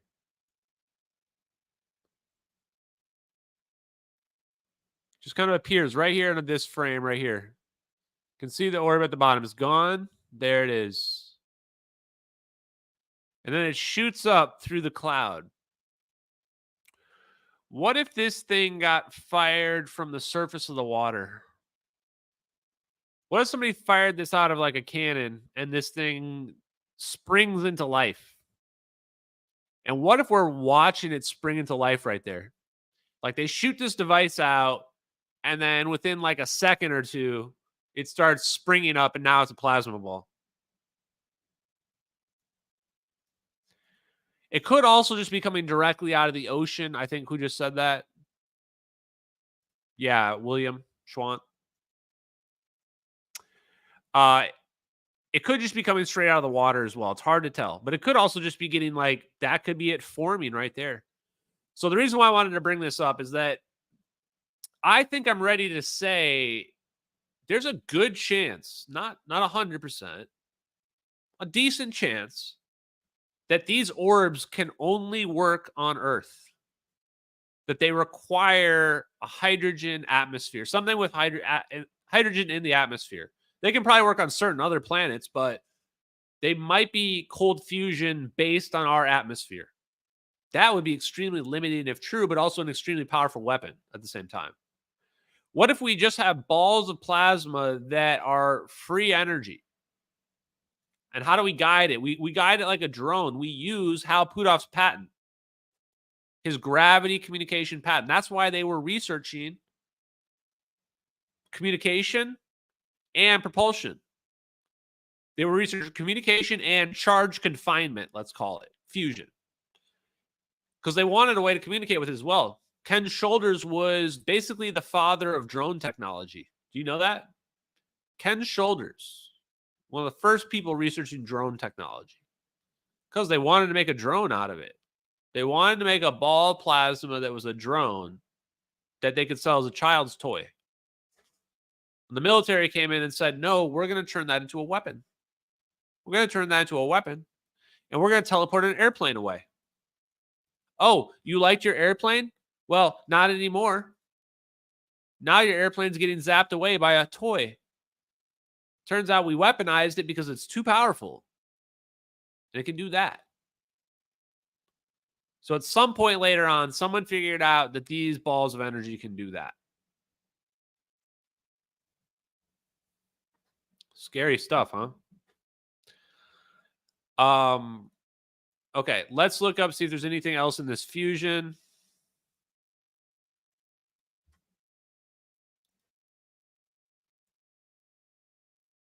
Let's see.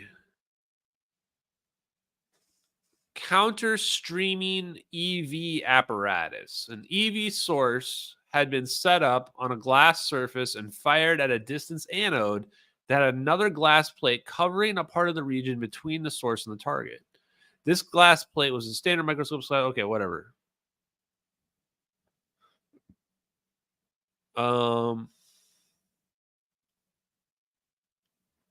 When the EV was fired and encountered the first edge of the glass cover, it spread out in a pattern over a quarter-inch wide and penetrated under the top glass as a group of relatively straight and independent EV paths. This is amazing enough. But when these multiple paths reached the far side of the glass cover plate, they united into one EV again and went their way to the anode as if nothing impeded them. Wow. Wow. I mean, he's saying right there, guys, we can go through solid matter. The EVs are coherent straight up through solid matter. These plasma vortices they're creating are coherent through solid matter. Why is this important? This is important because of this. So when people, guys, get ready for my hardcores. I want you to, okay, hardcores, please pay very close attention to what I'm about to say. I need to make sure that everybody's saying the right stuff. This is the video of the orbs penetrating. Orbs penetrating the smoke right here. Why is it penetrating the smoke? The same reason why the EVOs go straight through solid glass. They can go through solid glass, but they're still potentially interacting, but they're still coherent as they go through it. This also explains why they're transmedium. It doesn't matter what medium they're going through. They can interact with the medium. Like, you don't want to run into a conductor, something that's going to change your equilibrium of your plasma. But you can go through a diffuse medium quite easily, but you're going to still interact with it. That's the crazy part. Because, yeah, matter isn't really solid at all. It's having a quantum tunneling effect. It's quantum tunneling directly through that. But the fields that it's creating are interacting with the space-time. So the answer is, it's kind of both. They are creating a lower permittivity state, which is a lower refractive index, a region of the vacuum with a different permittivity. But they are also, it's not perfect. It's not a perfect break. There's like an event horizon where there's a change between the permittivity zone. Just like in a black hole. It's like, why is a black hole, why is it actually illuminating a lot of light?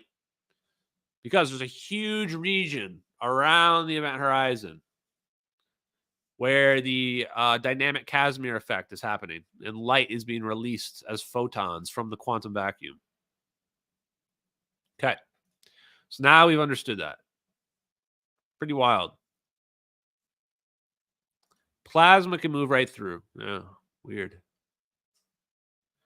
Oh, Adrian Dittman started. Should we go do it? Oh, guys, I can't stay up that late, though. But I can't really push it to another time. Okay, everybody wants it. We'll stay up a little bit later. Okay, let's see if we can get up in this chat so I don't let people down. Felt bad because he was in some other thing. Man, that Hodge Twins thing's going to be good.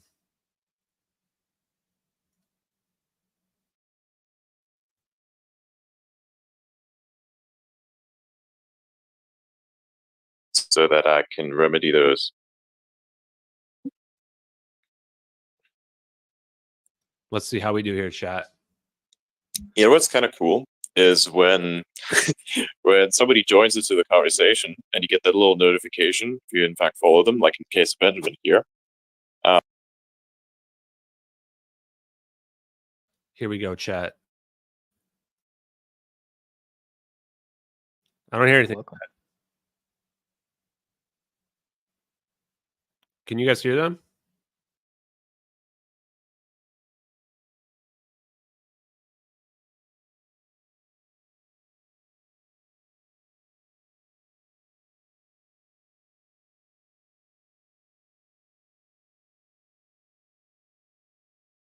I can't hear anything for some reason.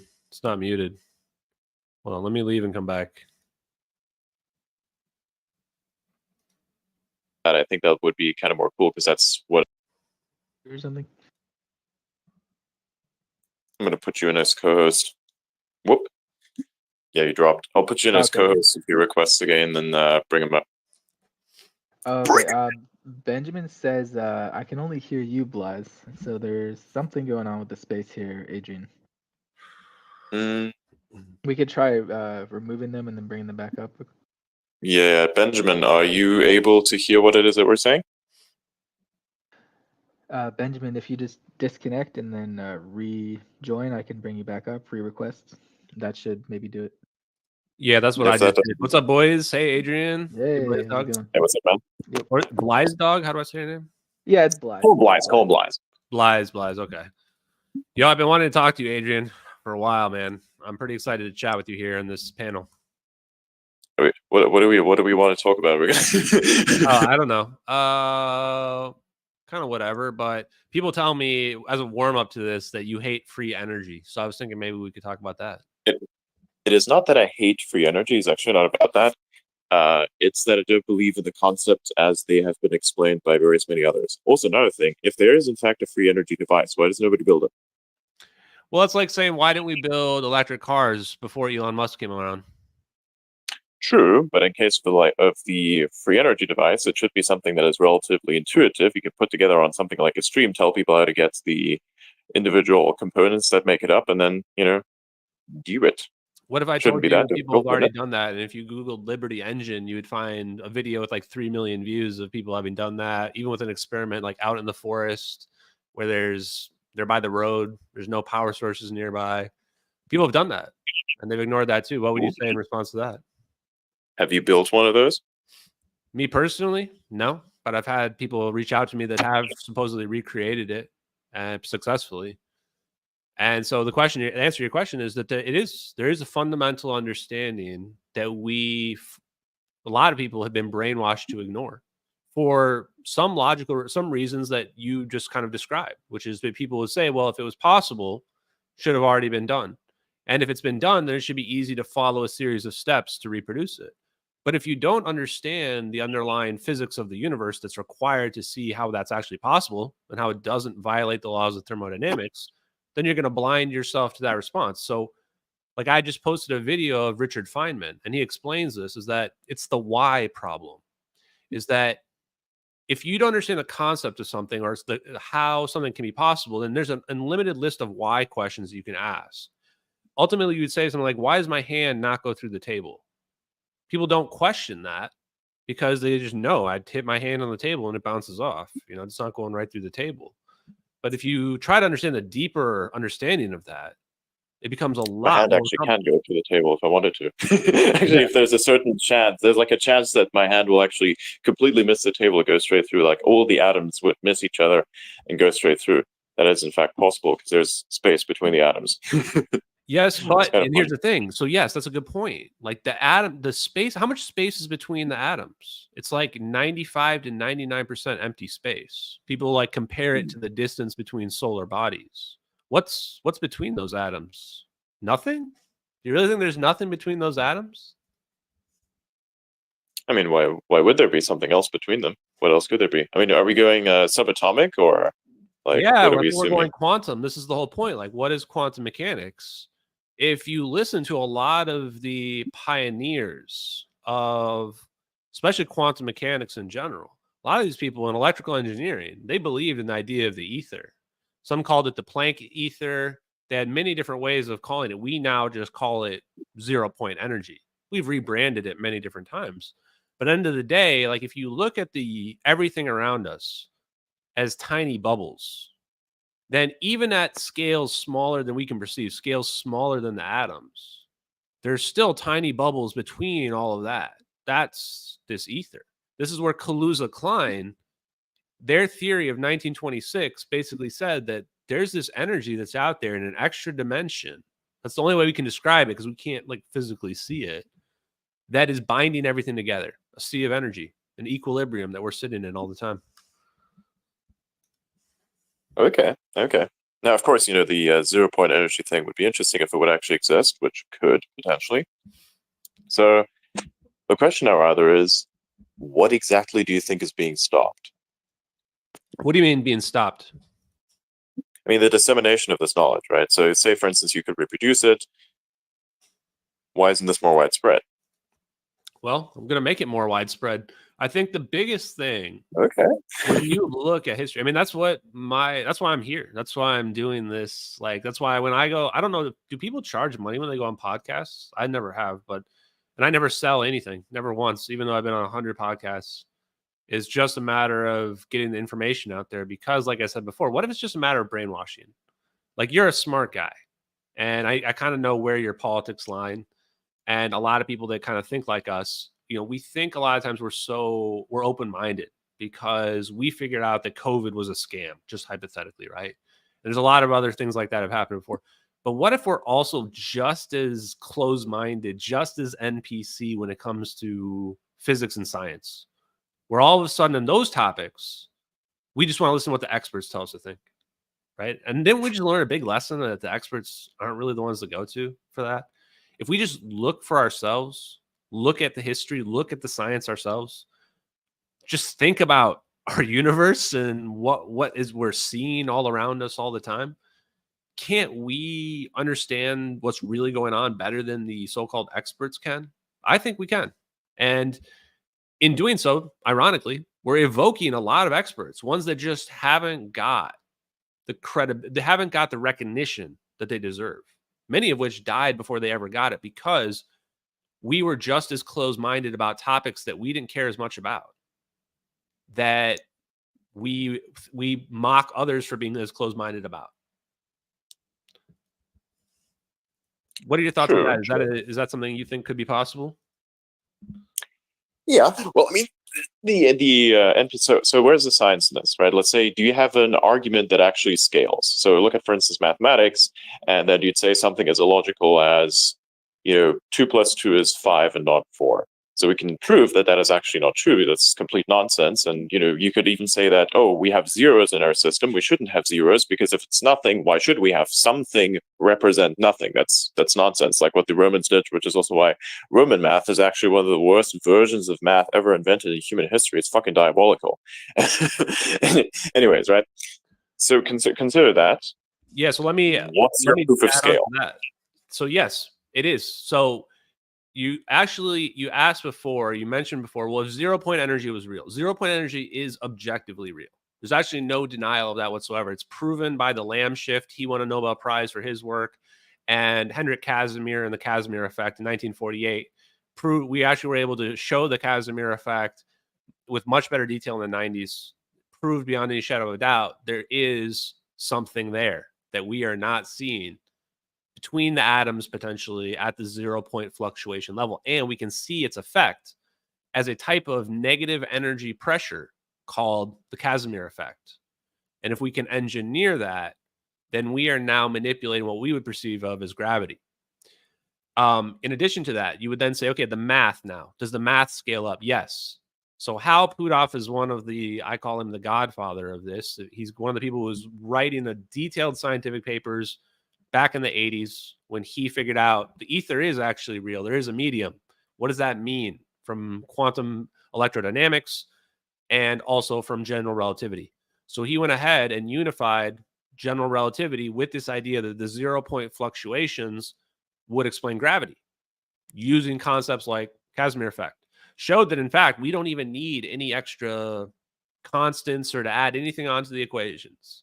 Is that you can basically the same way where Einstein took Isaac Newton's theories of gravity and converted it to general relativity, we're now taking general relativity and we're unifying it with quantum mechanics through 0-point energy.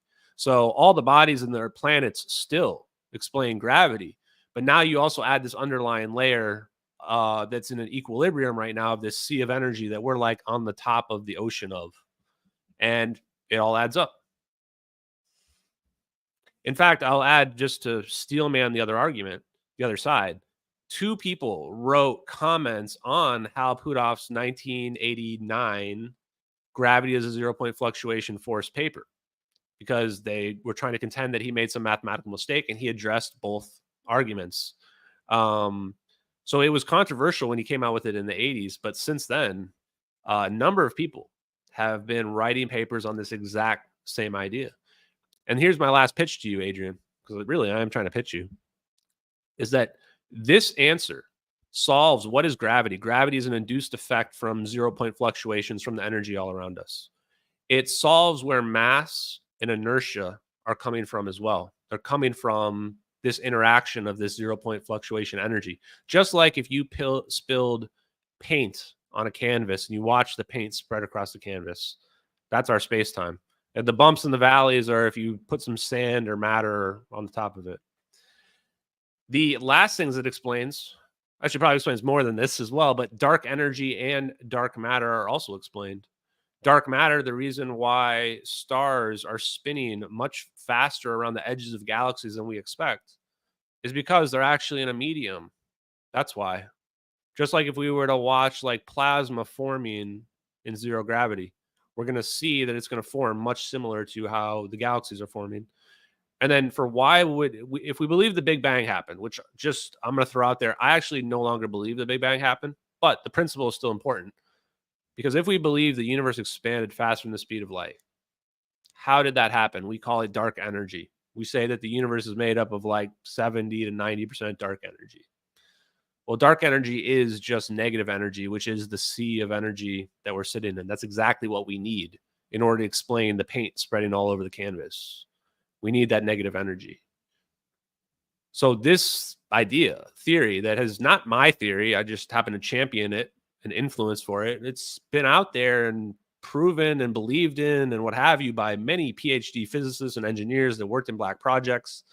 They all talk about this exact same idea, and it changes everything if it's real. True, true. Although I think the Big Bang example is actually quite interesting in that, we could imagine it as more or less a cycle, and we keep going through the cycle at an infinite rate. So I think it's still very much real. It's just not described properly. I think it's real, just not described properly. What do you think about that? Yeah, for me, it's like there's two thoughts on the Big Bang stuff. First is I'm not saying that Big Bangs aren't possible. I think if we can manipulate some energy source that's all around us, we have access to infinite energy. So we can probably produce a Big Bang. And if there was a Big Bang, some former versions of ourselves maybe produced it. I also love the idea of symmetry and cyclical nature of this stuff because everything's really waves when you come right down to it. So the symmetry aspect would lead me to say if there's a black hole, is there a white hole? And then from the cyclical aspect, it's like, well, if this technology is, this understanding of the universe is so powerful that you can make something of that destructive nature, maybe there's a cyclical cycle to technology and getting to a point where it's just doomsday after that. I don't know. What are your thoughts on that front? Ironically, not that many, although I do like what you say. Do you think we're going to destroy ourselves with advanced technology that would make nuclear weapons look like little pea shooters? I mean, if we haven't done it already, I doubt that we're going to do it in the future as well. Like our need of survival kind of at some level outcompetes the need to be right. Because that's where that's from. You say, okay, I need to be the winning side. I need to be the one that's right in whatever, configuration you happen to find yourself in. I think the need to survive, like, far out competes that at that level. I think, sure, we're going to cause a lot of destruction. We're almost probably going to destroy ourselves. But if such a thing exists, I think we'll still survive somehow. Yeah, and let me say, I am somebody who wants to be optimistic about it. But truthfully, I've come to the conclusion we will definitely destroy ourselves. So my counter argument there would be to say, is it not, though, true that weapons seem to get more and more efficient, smaller, more destructive? When we saw the nuclear bomb go off, that's where we saw really the power of E equals MC squared, which I would argue is the other side of the coin of 0-point energy. One side is you realize that any small amount of mass can produce a huge energy release. And then the other side is you say, oh, wait, we can just pull energy from all around us. We don't even need the coin at all to produce the energy. But if E equals MC squared is true, then sorry. Anyway, I just lost my train of thought right there. Go ahead. What's up, Adrian? Hey, Blaise. Ashton, good to see you, man. Benjamin. To the point, you get the conversation you guys are having. The one thing that every time I think about, okay, we're going to have a colony on Mars once it becomes self-sustaining. The one inescapable fact that always haunts me is that removes the biggest nuclear deterrent we have, which is what's called mutual annihilation. Because if we have a second planet that's colonized, all of a sudden, one planet's destruction doesn't mean the ending of the human race. And that sounds really morbid. And I don't think that'll lead to anything. It's an interesting thought experiment. Yeah, like we got to once we figure out this technology, if we can make a weapon, that was the point. Is like, what if we make a weapon? But another side of the coin, by the way, I don't think humans will ever destroy themselves as long as there's more to explore. And that's the beauty of going to space and going beyond, because at this point, like, if all of a sudden space is up for grabs and it becomes available to everyone on Earth, I think all the fighting here will stop, and all of a sudden there'll be a race to go mine asteroids, capture, build stations, and so forth. I think for the longest time we'll have the biggest peace on Earth. Yeah, no, I mean, I agree, because I think that's why we have to try to become interstellar. Like, the moment we figure this technology out, the benefit is if you understand there's this energy, this also can explain where negative energy comes from. Because now this ocean of energy, if you go down below sea level, you're now in negative energy if you were to look at a graph. And so now negative energy is not just this exotic substance. It's just normal energy. The Dirac sea of energy, they call it Dirac holes, basically pulling energy out of the ether, this idea. And if we have this, we can make a warp drive. We can make a wormhole. We can go to whatever planet we want, potentially anywhere in the universe, definitely within our galaxy, definitely to Alpha Centauri or these other places that are relatively close. And if we can do that, we got to send people there right away, so that if somebody does destroy the whole planet, the civilization, lives on. I say we send all of the people that voted for Kamala Harris there, but that's just my personal political opinion.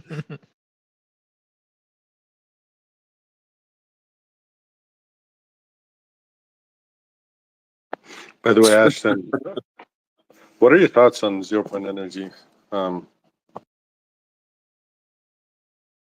Get trolled. Or sorry, what do you mean just in general? Sorry, I'm doing like 2 mute buttons because I'm trying to live stream at the same time. It's hard for me. What do you mean by my thoughts on 0-point energy? I mean, in general, I know who I'm asking. I've periodically followed your videos and so forth. Just in general, like though the theoretical basis, the origin of its theoretical basis, because to me it seems it's theory that was developed on a side effect of a weird observation. That weird observation being where matter and energy in a quantum level pops in and out of existence. That being the side effect, rather than that's the only way we could explain it. From there, we developed the 0-point energy out of that. Yeah, no, this is one of the biggest misconceptions about 0-point energy, and this is why I call it really one of the elements of suppression. It's like, what do people mean when they say stuff is being suppressed? A lot of times it really does come down to brainwashing. And I'm not trying to say like, hey, you guys are all brainwashed or whatever. I think we all get brainwashed by we just believe what we've been told to think. And we've basically been told to think, ignore Tesla, even though he literally invented alternating current. He invented the very power source we still use today everywhere. We never thought to upgrade how the power is created. Nope, just keep spinning a copper coil through a generator. So 0-point energy has actually been proven to be real based on the Lamb shift and based on the Casimir effect. Casimir effect proves beyond any shadow of doubt the 0-point energy is there. And when I started investigating this and found out that fact, I went, wow, now that's really bizarre. So what's the counter argument? Well, the counter argument is, well, it's not you can't use it. It's not enough to be beneficial. Doesn't really make any sense, though. We think that the dark energy is like a massive percentage of all the energy that's out there. So it would make sense that it's a big number. And there's a lot of controversy over whether or not the math says that it should be this massive number versus whether or not it's based on only what we can visually see with our eyes. Well, what's the difference? Well, with the 0-point energy, we've already learned we can't visually see it with our eyes. It's on this scale that's imperceivable to us, potentially below the Planck scale, smaller than anything that we can understand. You have to have this understanding of an extra dimension to really get the idea of it, but we can measure the effects. The last thing I'll say is the best effect, in my opinion, is the Ehrenhoff-Bohm effect. We take a solenoid, which means that all the electromagnetic fields are trapped within a cylinder, and we shoot electrons past it. You would say, well, there's no electromagnetic interference on the outside of that cylinder. There should be no way it can interfere with the path of the electron. And yet, we see a phase shift when we see. So we see just the potential somehow interacting. The only way that's explainable to me is that we're looking at a medium. We can't really see it, but we are in it. Just like a fish doesn't realize it's in a fishbowl. Anyway, there we go. Does that answer your question? Yeah, sort of. I got follow up, but Benjamin got his hand up. Hey, go ahead. By the way, I love talking about 0 point energy just because here's the rant part of it. And I love my rants, which is this is true, then it obsoletes all forms of power. Like, forget fossil fuels. Like, okay, we're just literally burning shit to make steam to spin a turbine. How can that be efficient? Okay, you say solar panels. Elon Musk loves solar panels. I love Elon Musk. I love what he's doing for us. I have to respectfully disagree on solar panels. Solar panels create junk. They're clunky, basically not recyclable. Efficiency right now is generally around 20%. Wind power uses a lot of materials that are bad for the environment. They kill a bunch of birds. They're ugly to look at. 0 point energy is the same concept. Renewable resource that we can tap into all around us, manipulated in most cases magnetism or the Casimir effect directly on the quantum scales and small scales.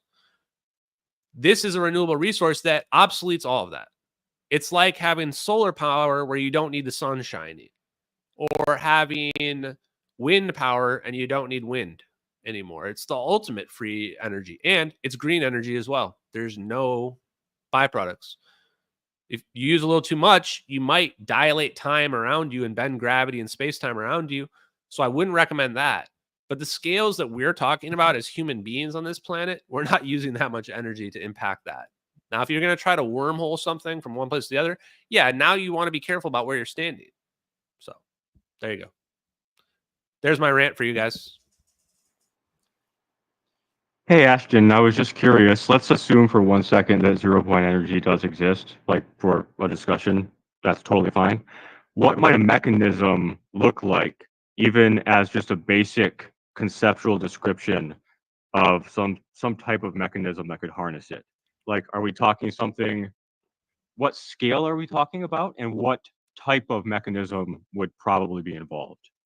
Great question. So right off the bat, magnetic motors can interact with the vacuum. The key there is probably using a pulsed current and having a resonance set up in your magnetic motor system.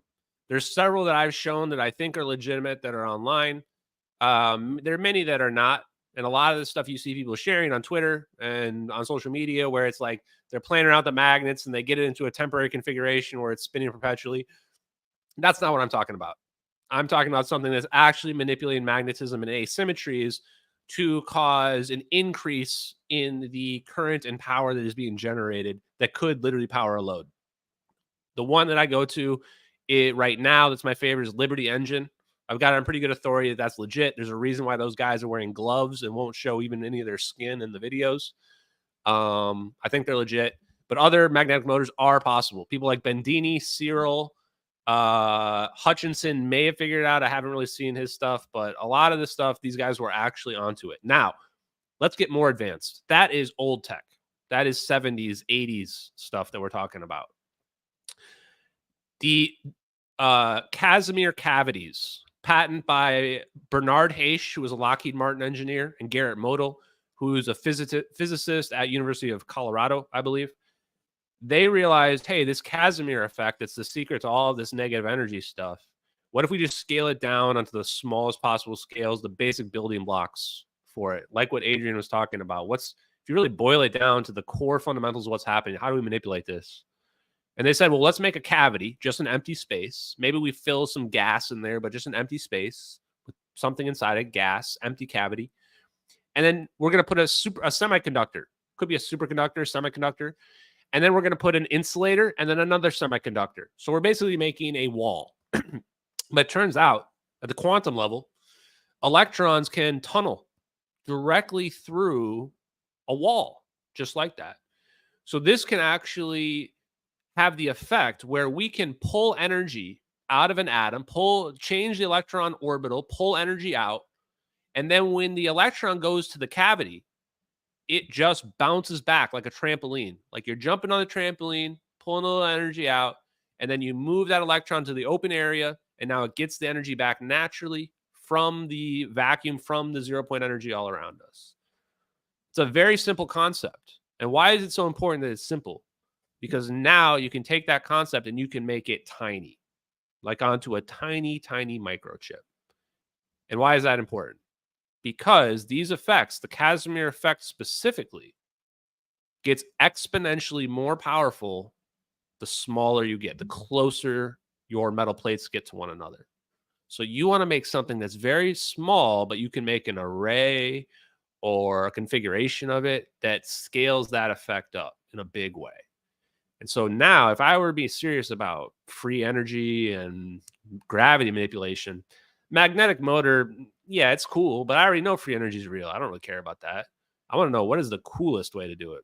Coolest way is a microchip, because then you can just put your microchip in your phone, and now your phone charges forever. Just never runs out. And the last thing I'll say is exotic vacuum objects.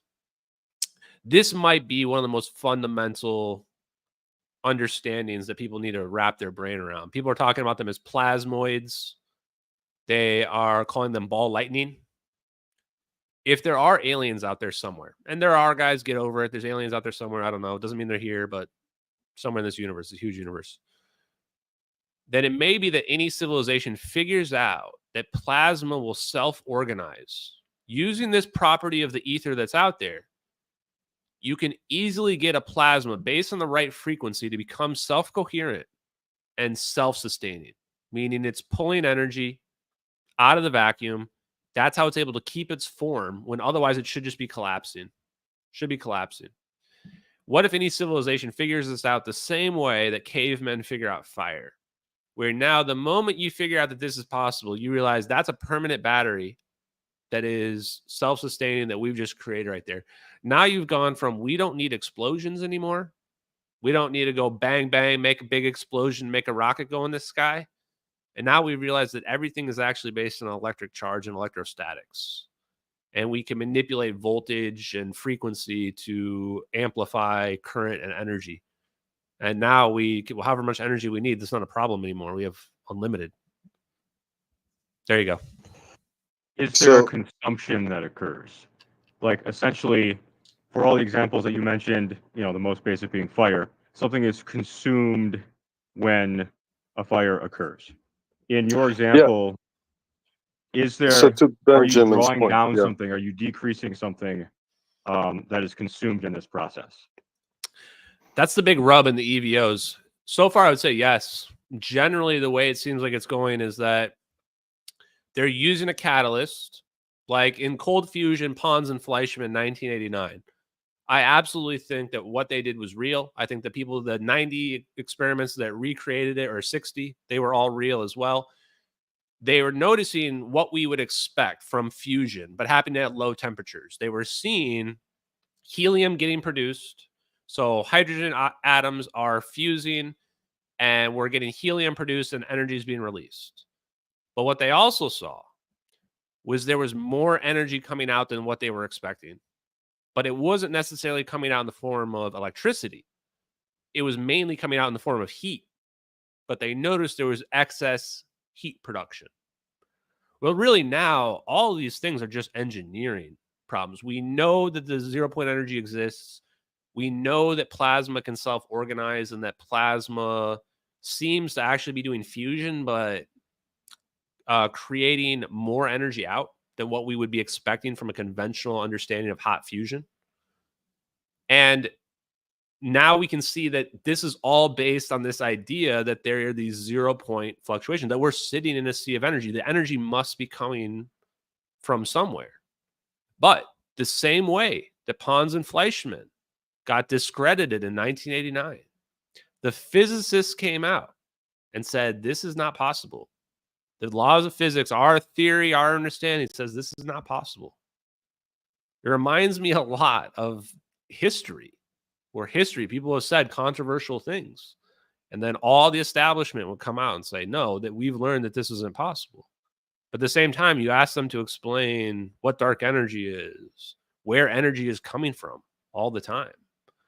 How the universe can expand faster than the speed of light. You ask them to explain the Ehrenhoff-Bohm effect, or why the Lamb shift is happening, and they'll give you some answers, kind of like a roundabout. Well, that is explained in some theory, but they won't really explain how it fits in an empty vacuum understanding of the universe. And that's why I think the beauty of this is that this is actually real science. This is real. Like, I'm 100% convinced this is real, and these guys know about it. And for me, the question is, like, why are they hiding this from us? Is there some dangerous, dark secret about it? Some people say, you know, this is not my field of expertise, first of all, but that maybe civilizations have been getting reset. I think Adrian was talking about at the beginning. Maybe civilizations have been getting reset. Maybe you reach a certain point, you just wipe yourself out.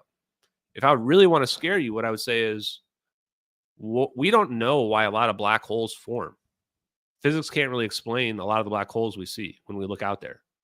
What if it turns out that any civilization can discover this property of plasma and very quickly figure it out? And when they do, they can figure out how to make a black hole. And once they do that, goodbye civilization. And what if all those black holes are relics and remnants of civilizations that wipe themselves out, and that the Fermi paradox, the reason why we don't see a bunch of civilizations is because everybody just gets too big for their britches, and then it's game over. So, so this is kind of like I said initially. The 0 point energy is a bit of a, it's almost a misnomer. It's kind of, and I'll explain why. So the way 0 point energy was discovered, you take an absolute vacuum and then you measure all the fluctuations, and all of a sudden you get a static, non-zero energy field. The problem is like, okay, well, you measure it anywhere and it's always the same static, non-zero field. So they call that 0 point energy. It's not that there's energy being created. It's that wherever they found volume of space, there was a certain baseline of energy. And when they call fluctuations, it does fluctuate. And when you talk at the quantum level, it fluctuates in and out of existence without seeming connection between the fluctuations. So there may, like, for example, what we understand as matter at a quantum level, the best way they understood it is that within this position of space, there is an electron that's composed of whatever you want to call it at the bottom level. And there's matter that pops in and out, and most likely all of this together is the electron. We can say that, but we can't actually, well, let alone we can't actually pinpoint an electron on its orbit. But yeah, so 0 point energy in itself, it seems to accompany anywhere there's a volume of space. So if you were to potentially theorize, okay, how can you go and harness it, then effectively you're consuming space. And this is where black holes become interesting, because if you imagine a black hole, because I mention a word here, or a phrase that is an unusual concept if you think about it, because we never actually talk about it, the notion of consuming space, right? We know space curves, but is it infinitely stretchable, right? If it's infinitely stretchable, then it can potentially be consumed. And there's like a whole different theory of gravity called the flowing river of gravity theory, that actually works better on the black hole event horizon than our standard understanding gravity, but that's off the topic. So harnessing ZPE is kind of problematic from this perspective. You can measure it, like you said, the Casimir effect measures it, and there's certain level, I guess, of attraction, although it could potentially be explained by other things at the quantum level that we don't very well, like, for example, we don't fully understand gravity at the quantum level. And all these effects to say that it is being harnessed or used, I'm very optimistic about all things, but I really approach these things very skeptically. I was super optimistic in Ashton, and you're probably really aware of this. The EM drive, I think it took 2 decades for them to conclusively say it does not produce thrust. The EM drive was this guy built, I think even with JPL. The JPL definitely tested it, but I don't remember who he was with when he built a drive that theoretically created thrust without actual any Newtonian thrust, nothing being output, no mass being ejected, but theoretically it was creating thrust. And they kept doing experiments to try and eliminate everything else, and it kept passing every single experiment. And I think in the final one, they showed that no, it was something to do with the, I don't remember what the detail was, but effectively, in a pure vacuum, it created no thrust. You want to know something fun about that topic right there? I'm glad you brought that up. Sure. I can fill in some of the gaps. So the EM drive, I believe absolutely it's real. It's Star Trek impulse drive. And you're basically pushing off the 0-point fluctuations. That's the idea. They use a simple cone shape in order to do it. It was Harold Sonny White from NASA, whose paper actually still stands today. It's published online. Anomalous thrust from EM drive. Now they call it something else, but it's EM drive because they tested it. He detected small amounts of anomalous thrust. In fact, Russia also recreated it, and they detected 1,000 times more thrust than NASA did. Of course, this just gets brushed off as Russian disinformation or what have you. So everybody starts panicking because, to your point, now we have experimental reproductions from NASA and from other people as well, showing all we need is any amount of thrust. Even a small amount in outer space is going to scale up over time. You've now completely eliminated the need for rockets. And they came out and said, no, it was just a measurement error due to heat. That's why Sonny White's NASA guys found the anomalous thrust. That's all it took for us to throw away all the results.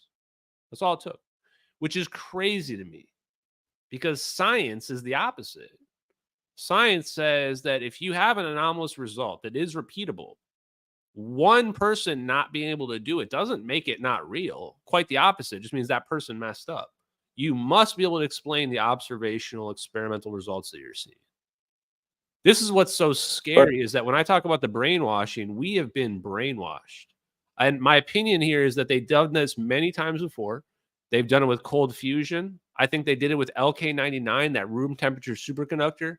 I think that people are figuring out metamaterials that have crazy properties, and they are just doing their best to hide it because the moment this Pandora's box slips open and people realize 0-point energy to answer all this stuff, it's all coming out. There's no closing the box ever again. Yeah, but here's where my skepticism comes in, right? The EM drive, it was effectively a fairly base level engineering project that I believe it used Casimir plates, if I am not the Casimir plate experiment from '95. I think that's where it evolved from. It's a very basic construction. It's not, you're not building what's called Tomahawk nuclear fission reactor. Fusion reactor, rather. You're building something very primitive that anyone can go and replicate it. So if you have doubts, you can replicate and see and test for yourself. And then, for example, LK99, as far as I understand, they've detailed what any university's level student can go and replicate themselves as well. It was publicly released. So my skepticism comes that if it truly works and it's truly being hidden, well, it's not being hidden very well, nor is it very difficult to replicate. So there would be a lot more popping up. And the thing with LK99 is that when the replication was being attempted, they didn't see the same results. Now, I do believe that they came to something close, and I think they got a fidget, like basically what LK99 was doing, they were experimenting with various portions in relation to each other to try and create the very high high heat, what's called superconductor, but high heat, since like, what was it, like -10 degrees or something like that, or maybe potentially room temperature. But nevertheless, what I'm saying is that the skepticism comes from the fact that both of these experiments are relatively easy to replicate without advanced equipment. And I haven't seen any of those replications. And that gives me skepticism. Yeah, so let me address those points. Starting with so with respect to the EM drive, it has been getting replicated, actually. So like I said, there were already replications that were successful. Like when you say like you didn't see them, and I'm not trying to put you down from this perspective, this is exactly what I'm talking about. Like, did you even know that the Russians reproduced it and that they had 1,000 times the amount of thrust that NASA found? No, of course not, because it doesn't get reported. No, I've seen the experiments. I've seen that several labs Okay, tested 'cause you it, said it and didn't get even JPL even initially said it did work, and then down the line they didn't.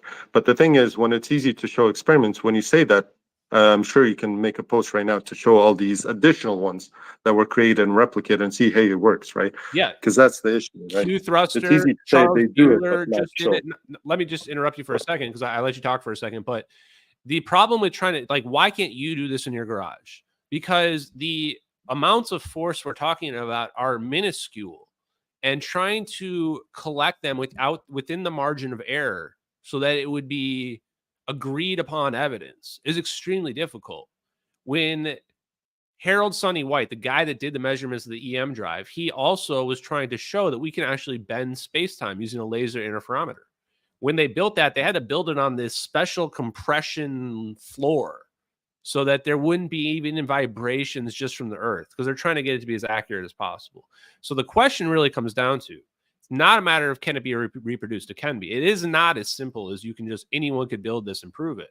You can prove basic concepts and that the universe is electrostatic and that there is 0-point energy around there. Casimir effect, etc., explains it. Like you said, this is somewhat based on the Casimir effect because instead of just taking two parallel plates, you make them slightly divergent in a triangle formation, and now you're going to produce a thrust in a specific direction. Exactly what the EM drive is doing. Very basic concept, manipulating the 0-point fluctuations. But to get an effect strong enough that people will believe it is a much bigger bar than you're giving it credit for here. And that's the thing that I think is the biggest problem. The bar for proving it is so high, especially now in 2024, where anything can be video faked, AI, whatever. I literally have two videos that I show all the time of LK99 levitating. And one of them, they literally use a ring thing to go around it so you can see it's flux pinned and the Mesner effect is actually going on. And people just ignore their eyes. They say it must be fake because somebody tried to recreate it and they failed. And then you would say, well, it's really easy. In theory, to create a lead copper oxide combination, I think it's an oxide, I'm not 100% sure. You would see it should be easy. They mix it together, they heat it up, and they say, okay, there should be some inside there that randomly stuck together the way we want. Sure. But are you going to have enough to be confident? When I saw alien scientists do that with LK99, it was this tiny, minuscule flake that showed some powerful ferromagnetic or diamagnetic, I think it's diamagnetic properties, unusual magnetic properties. But when you watch like the South Koreans and Chinese were doing it, like they're using advanced material science to basically like dope these metamaterials. It's not really comparable. It's like it's a much higher quality product in the end. So to me, it's like we know metamaterials are a thing. They're showing exotic properties. I'm seeing it in videos. Some people are able to reproduce at least some of the properties.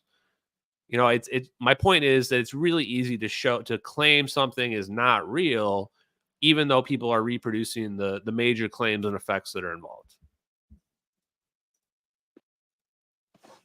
Well, to that point, so didn't necessarily say it's not real. I said there's skepticism, right? You got to balance it too.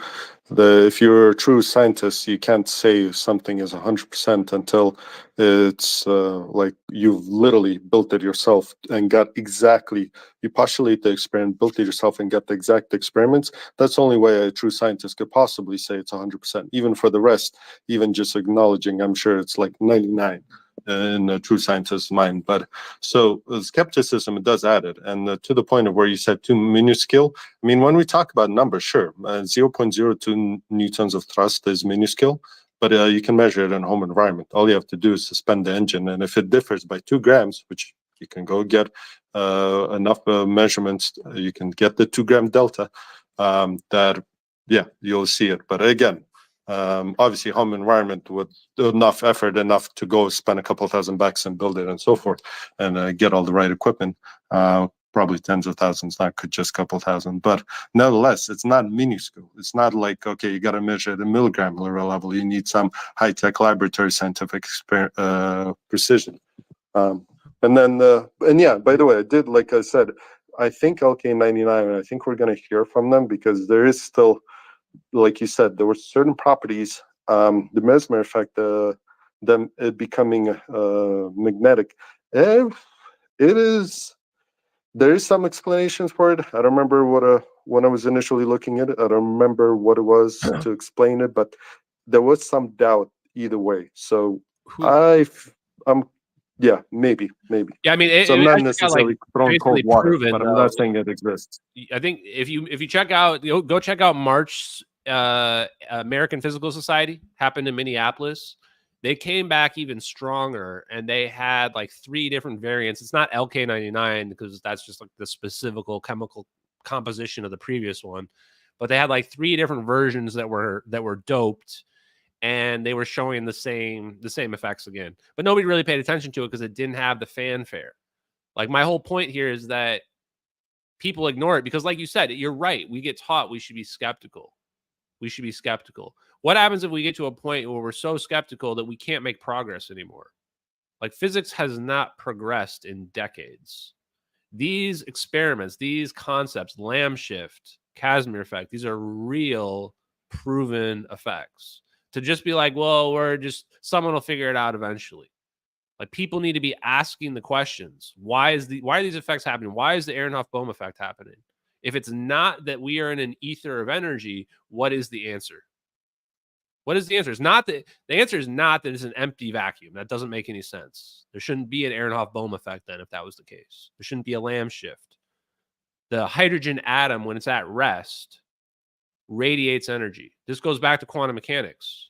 Why does helium-3 become a superfluid at absolute zero? Why does it not become a solid? If we've pulled all the energy out, why has helium-3 not become a solid? It becomes this weird quantum fluid instead. The answer should be pretty obvious because we're not at absolute zero. We're at sea level. We're at sea level. And all the physics is out. Well, that's So that's the thing, right? Sorry, and I'll finish my point. Oh, you're good. Go ahead. I'll just finish my point because I'll listen to you afterwards and I got to jump off. But this is really interesting. But to the point you said, so yes, H3 should technically become a superfluid at true absolute zero, except we haven't reached absolute zero. We've gotten sufficiently close, but it's not the mathematical absolute zero that we need. And that's the point I was going to say, is that yes, you can measure 0-point energy. It is a fluctuation, but it could be a flaw of or not a flaw, a limitation of our physics and the way we understand it, of what that is, right? Because, and I'm not necessarily gonna postulate here some crazy idea, but there is this concept that we kind of really don't. If we were to believe in Big Bang, we are basically saying one thing: space did not exist. Not space like outer space. I mean, like space between objects did not exist. It was created. So if that's our basis, and then the space was created, that space should be somehow measurable. Is that the artifact we're seeing? Obviously, that's a very layman's approach to saying it, but it's basically saying that we are reaching the limitations of our current theorems that are explaining it, and this is the results. It doesn't necessarily mean that these results are indicative of something within our current limitation. It could be side effects of hitting the limitation barrier in the way we understand it. But man, Ashton, I really appreciate this conversation back and forth. I really get a chance to express kind of a lot of things. I'm going to listen to you for a bit, and I'm just going to drop off. Adrian, sorry for being so short up here. Thanks for having me up here, Blaze and Adrian. I'll listen for a bit, and then I'll jump off. Thanks for joining. Yeah, thanks, Andre. I've been following you, so it doesn't surprise me. That was a good conversation, man. It's fun to talk through this stuff because ultimately that's all I want. I want to challenge the preconceived notions that's out there, because I think that when critical thinkers, and there's a lot of you out there that are critical thinkers, start asking these questions, it is really interesting to say, well, why is that the case? Like, why is it that hydrogen atom doesn't radiate energy at rest, even though we know it's still moving at the quantum level? And like, what it really is, even an electron, when we think about it, like, we haven't really like measured an electron to a sufficient degree. It could just be like, it's this, if you look at a quantum level, it's like this superposition of states that the electron can be in at any given moment, almost like a radiating field around an atom. It's pretty interesting. Probability field. Yeah, probability field. Yep.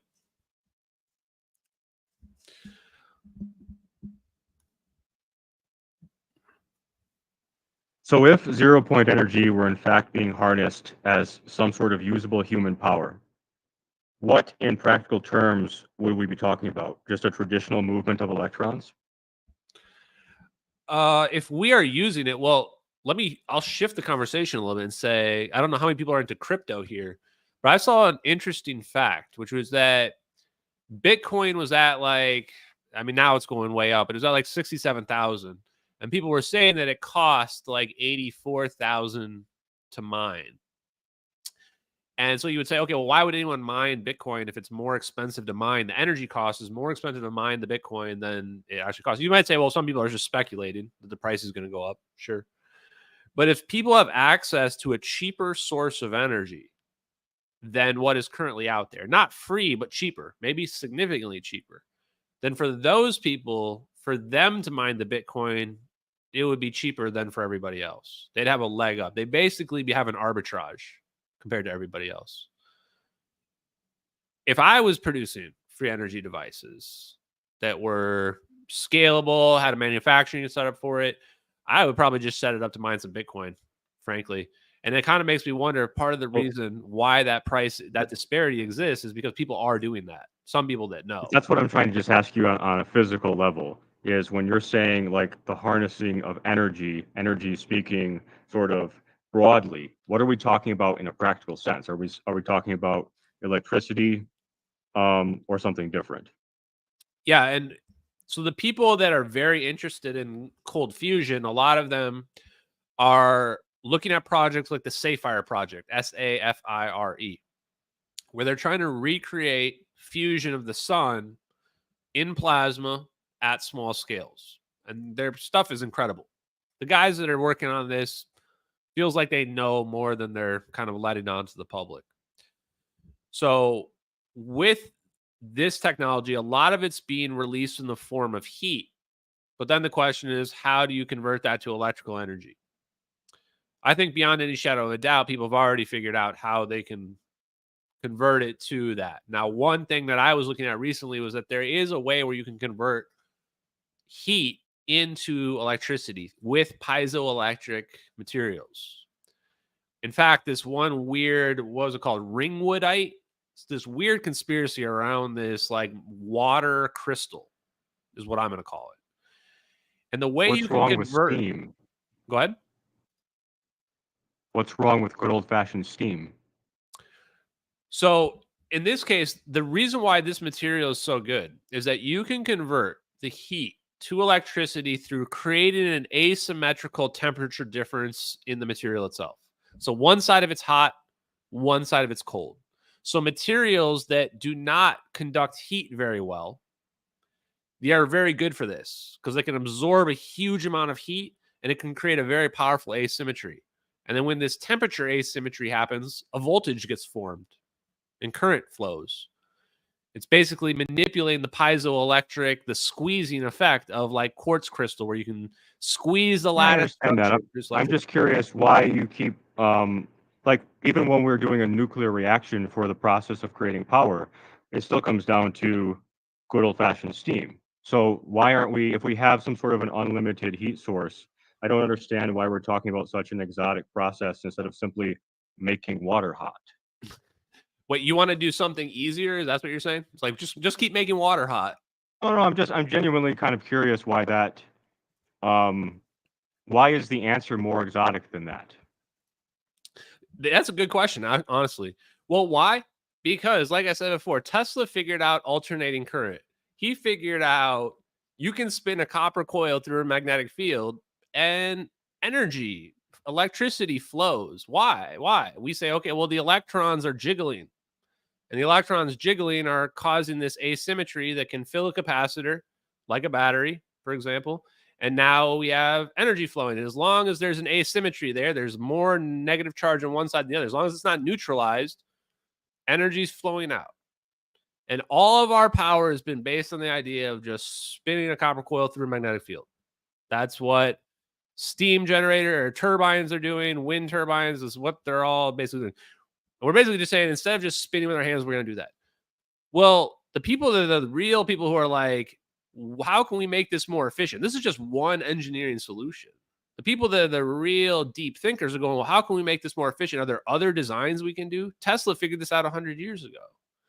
And that's where we might be able to produce systems that are more perpetual motion. They're producing more energy out, coefficient of performance greater than 1, than they are taking in locally. And if we are stuck with this idea of we have to take this alternate route of spinning this generator, of course we're never going to get coefficient of performance greater than 1. We've given up and said that we're just going to stick with this method that we know rather than trying to make it more efficient. And when we do this, the way Tom Bearden would describe it, who is a like 30-year plus lieutenant colonel engineer in black projects, would say that you're allowing your dipole to collapse, which is the idea of you're allowing the battery to become neutralized.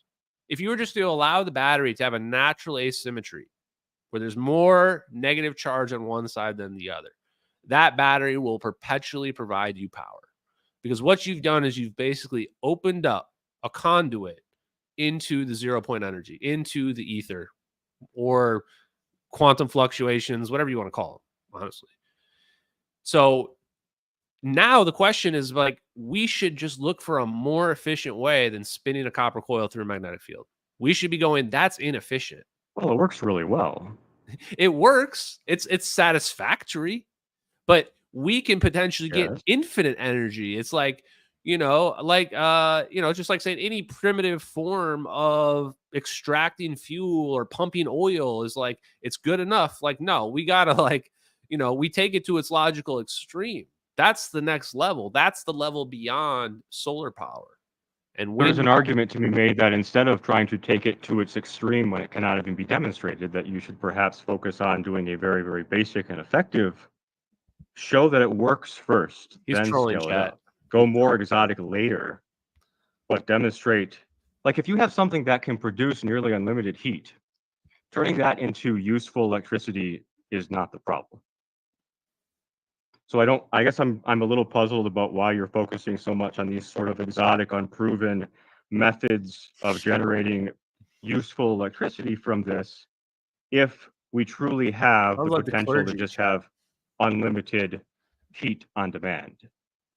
Yeah, I mean, bro, if that's your approach, that's totally fine. I'm sure they were considering if they can use that heat to just heat up water and spin a turbine. Maybe.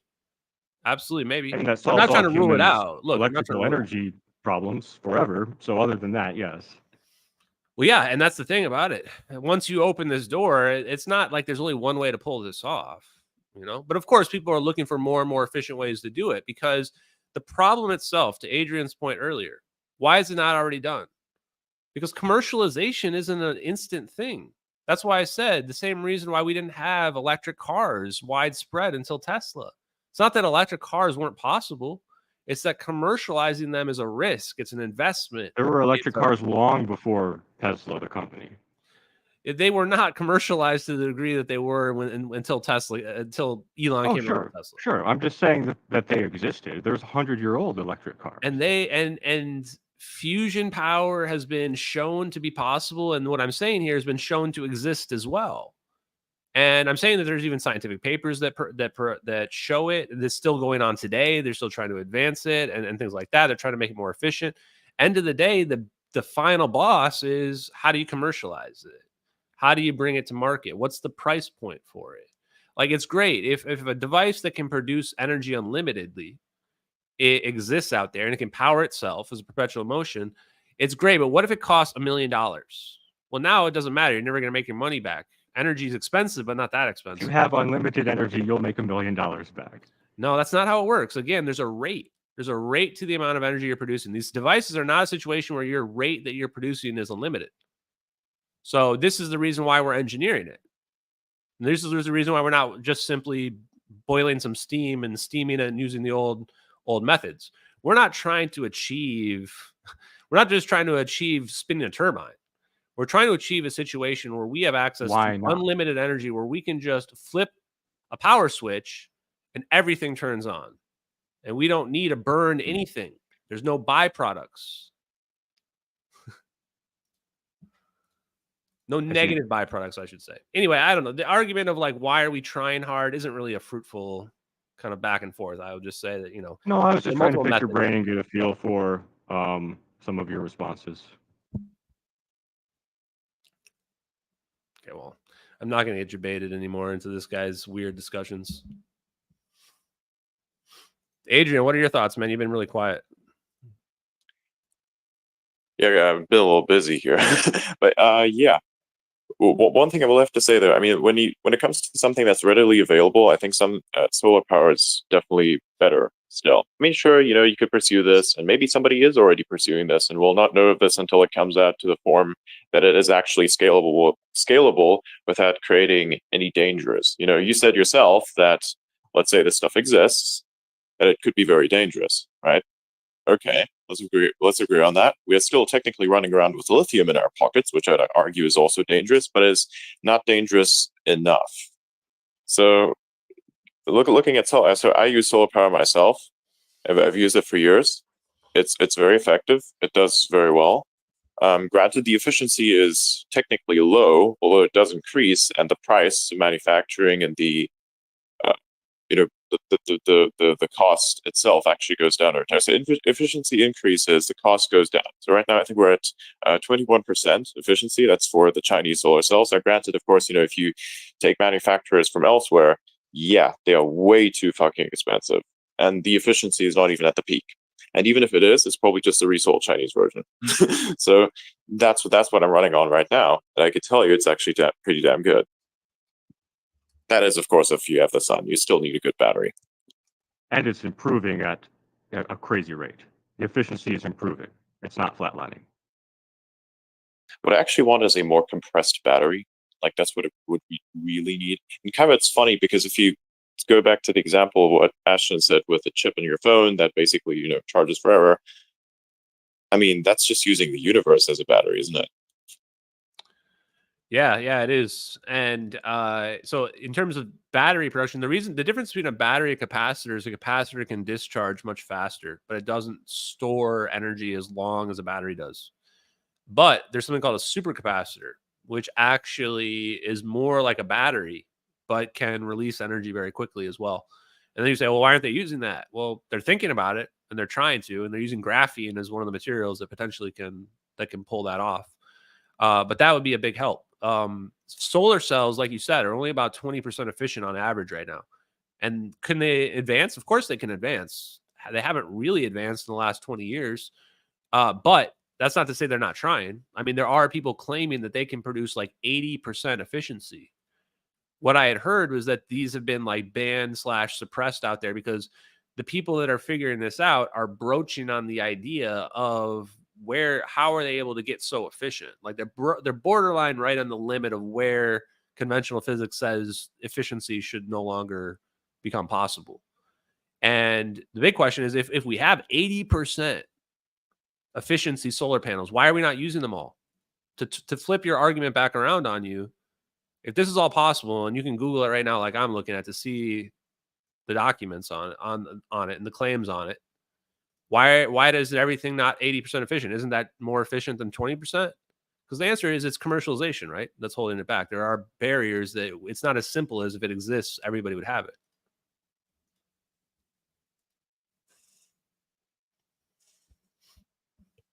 Sure. Yeah, sure. Commercialization is one thing, but we're still at, and forgive me for being a bit skeptical, Ashton. I'm just trying to ask questions and try to understand your position. But at least, if we're talking something like solar power, there's no doubt that we can demonstrate its effectiveness. We can demonstrate that it works. But you're still at sort of like point A in terms of being able to demonstrate that this technology even is viable, even can be repeatable. So to me, you sort of have to start with step A, which is to show that there is potential there, to show that there actually is, before you're talking about commercialization and getting to highly efficient and all these things, we have to show that it works. Yeah, people are already doing that. People are already now, whether or not I can't vouch for other people's claims, but the one lab that I'm most interested in is in the ENG8. I think they call it the Energy with a GI cell device. but they're basically using cold fusion to produce, they call it catalyzed fusion, but essentially unlimited energy. There's another one that goes called the ECAT, which I'm not endorsing at all because I don't really trust Andrea Rossi, but there are people that are doing that. And so I guess what I'm saying is this, is that I'm just a herald for this information. I'm not trying to be the experimental scientist, the guy that tries to prove it. Part of the reason is because I already know it's real, and I just want to help spread the word for people and the awareness for people. But also B, because the standard of proof these days has become so backwards. Like I've been explaining in a lot of these examples, you can reproduce it a number of times, but the moment one person comes across, there's a saying in like science that all it takes is 4 prominent people to come out and speak out against something, and then it won't be considered real. In the case of cold fusion, it was like the Department of Energy, MIT, these respected institutions came out and said, nope, can't be possible. We disagree. Erase all that, right? That's what I see already happening with this science. I'm just trying to push it along and to challenge people's preconceived notions so that as these things are coming out, and like with respect to the ENG8 energy cell thing, they are trying to get it more efficient. My outside perspective, I don't have any inside knowledge. They're trying to increase coefficient of performance. They're trying to make it so that the heat energy is getting converted to electrical energy, however that is required, at an efficient rate. But even those situations, these are public projects that are out there. You guys can check them out. This is not how far advanced we really are. The government, the military, the defense contractors are decades beyond what the public is aware of. And that's why it's not as simple as, hey, you just produce this. I'm not living in the world of just what the public knows. I'm looking and talking to the engineers who are the Black Project engineers who know the stuff the public has no idea about. And I won't say that necessarily everything I'm saying is absolutely correct. Maybe I'm getting some stuff wrong, but I'd say that a majority of it is legit. And just the 0 point energy aspect being real, it's going to change everything about our civilization. It's worth, if there's a 1% chance, 0.1% chance that it's real, it's worth investing some time into to confirming or rejecting that hypothesis. Sure, and I'm glad that we have people that are investigating it. And I'm glad that I think almost everything short of like weird spiritualism, ghost things should be investigated, and even that to a degree. But I do agree with I forget his name, what the previous speaker was saying too, just that there should be also natural skepticism. And skepticism isn't the same thing as dismissal. It's just a stance of, okay, like, show me it working. Show me. You have to be able to, and I'm not saying you, I'm saying just in general, people need to be able to demonstrate some sort of tangible demonstration that the concept works in the real world and is more than just a string of words. Well, so that's the thing. Let me throw at you this. What is that standard of proof for you? What does that look like? So let's just say, take the cold fusion example, taking plasma, producing excess energy. I mean, that's already happened.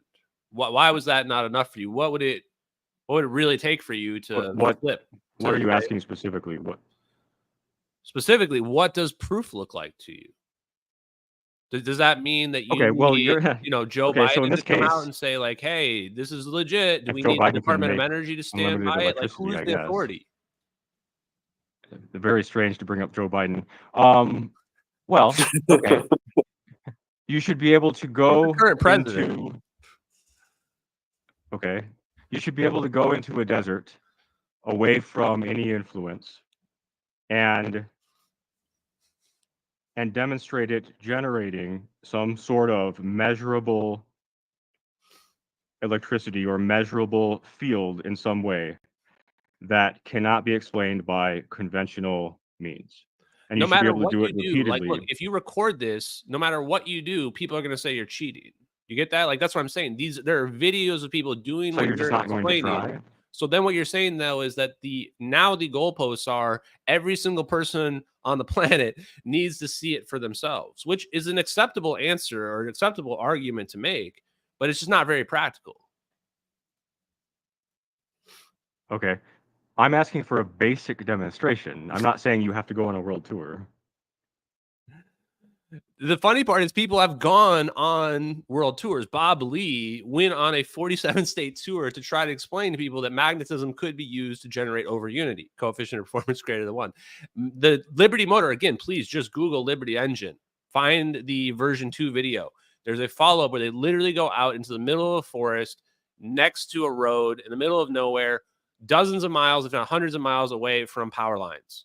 And people's response when they're literally watching it power a computer, a water pump, and power tools, things that take a significant amount of energy, is that, oh, they must have buried a power line underneath the ground in the middle of the forest. My point being, there is no standard of proof. There is no standard of proof other than... But there is better proof and there is worse proof. We might not ever be to 100%, but we should be able to approach 100%. That means that that everything should be, okay, think of, just to think of an example off the top of my head, the Mythbusters as an example. You should be able to disprove all of the possible arguments. So you're saying, for example, like, oh, somebody might have buried a wire. Somebody might have done this. Somebody might be hitting it with a microwave. Okay.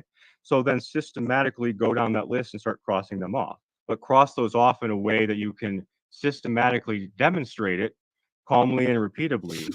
And don't be offended or angry if people are skeptical, because people being skeptical is sort of the core of reason and the core of science. Is that the same thing you would say if someone says, like, hey, the earth is flat? Would you say, hey, you should just be calm? If I was really worried about it, because I'm not worried about that, because that doesn't affect me. I don't care if somebody cares that the earth is flat. But if I actually was worried about it. That's exactly my view of your opinion on cold fusion. It doesn't matter what you think. It doesn't affect me. So when you're like, hey, you should be like really nice to me, and even though I'm super skeptical, why are you and in I'm not understanding your basic questions, but I'm bringing up stupid arguments like, hey, we discovered fire. Why should we go further than this? Like, I'm being really nice to you about that at the same time, but I'm still entertaining your arguments. End of the day, I already know it's real, so why should I really even bother? Well, then you're doing a very bad job of convincing people. You're doing a very bad job of convincing people. If you just dismiss anybody who has like the basic of skepticism, that's not very convincing. And like that's what you do with flat Earth. I guess, but I didn't get on a space to convince people about flat Earth. Round, right? I'm just a little confused because I thought that you wanted to convince people. Sorry, you're kind of staticky. You wanted. I didn't hear your last message. I just said I'm a little confused because I thought that you wanted to convince people. No, that's not what I'm trying to do. No, I mean, I wanted to convince Adrian because I think he's influential and I like his content. I think he's curious about advanced science and technology in general. End of the day, I'm not really trying to convince anybody. End of the day, I realize, like I said before, my view is that most people have been blinded and brainwashed to a degree where the standard of proof has become essentially impossible, which is stagnated physics entirely. And this is why we cannot progress anymore, because we've reached this level where we have this idea in our head that I just need a demonstration. And I'm not trying to rag on you here. This is what you brought up is a very common point that people bring up. All I need is a demonstration. All you have to do is show it to me. And then I point out a dozen examples where people have done that and nothing's happened. And that people have just continually moved the goalposts, because that's what really happens. And so for me, if that's the case, I'm not really trying to convince people. People that are open-minded, I'm trying to spread the knowledge. I'm trying to get them to think outside the box. At the end of the day, I don't want people to believe me like a religious leader. I just want people to come to the conclusion on their own that doesn't make sense that space is empty. Does it really make sense that it's empty? How is an electromagnetic wave going through space? Basic questions like that to break down, in my opinion, just my opinion, the brainwashing that we've all been under. And again, I don't mean this, I really don't mean to offend you at all, because I've been in your position where I've been the guy that's a skeptical guy that would say the same things that you're saying right now. And it's hard to break away from that idea that maybe I have been like conditioned to think that, for example, free energy is impossible. And it's a misnomer. free energy isn't just free for everybody. It's just the supply of energy that's out there. When I say free energy, I'm saying 0 point energy is out there and can be accessed. So how do you intend to harness it, you specifically? If your goal is not to convince people, yet you're so focused and passionate about this, what would you like to have happen in 5 years?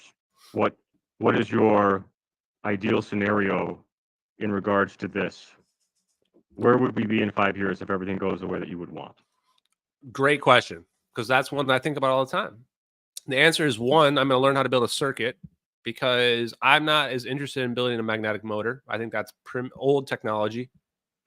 I want to build a microchip that either produces free energy, can be used as a communication device, or also can be used as an anti-gravitational device, or all of the above. That's what I want to produce. And if I were in a position where I was like some position in the government related to energy, then that's where I would be looking to have the United States government investing its money, injecting investments into really semiconductors, because semiconductors is actually a wide range of electrical components, and trying to get to be the smallest, maybe able to produce the smallest, most precise, and highest quality, chips in the entire world. That's what I would be trying to do. That's what I want to do and plan to do.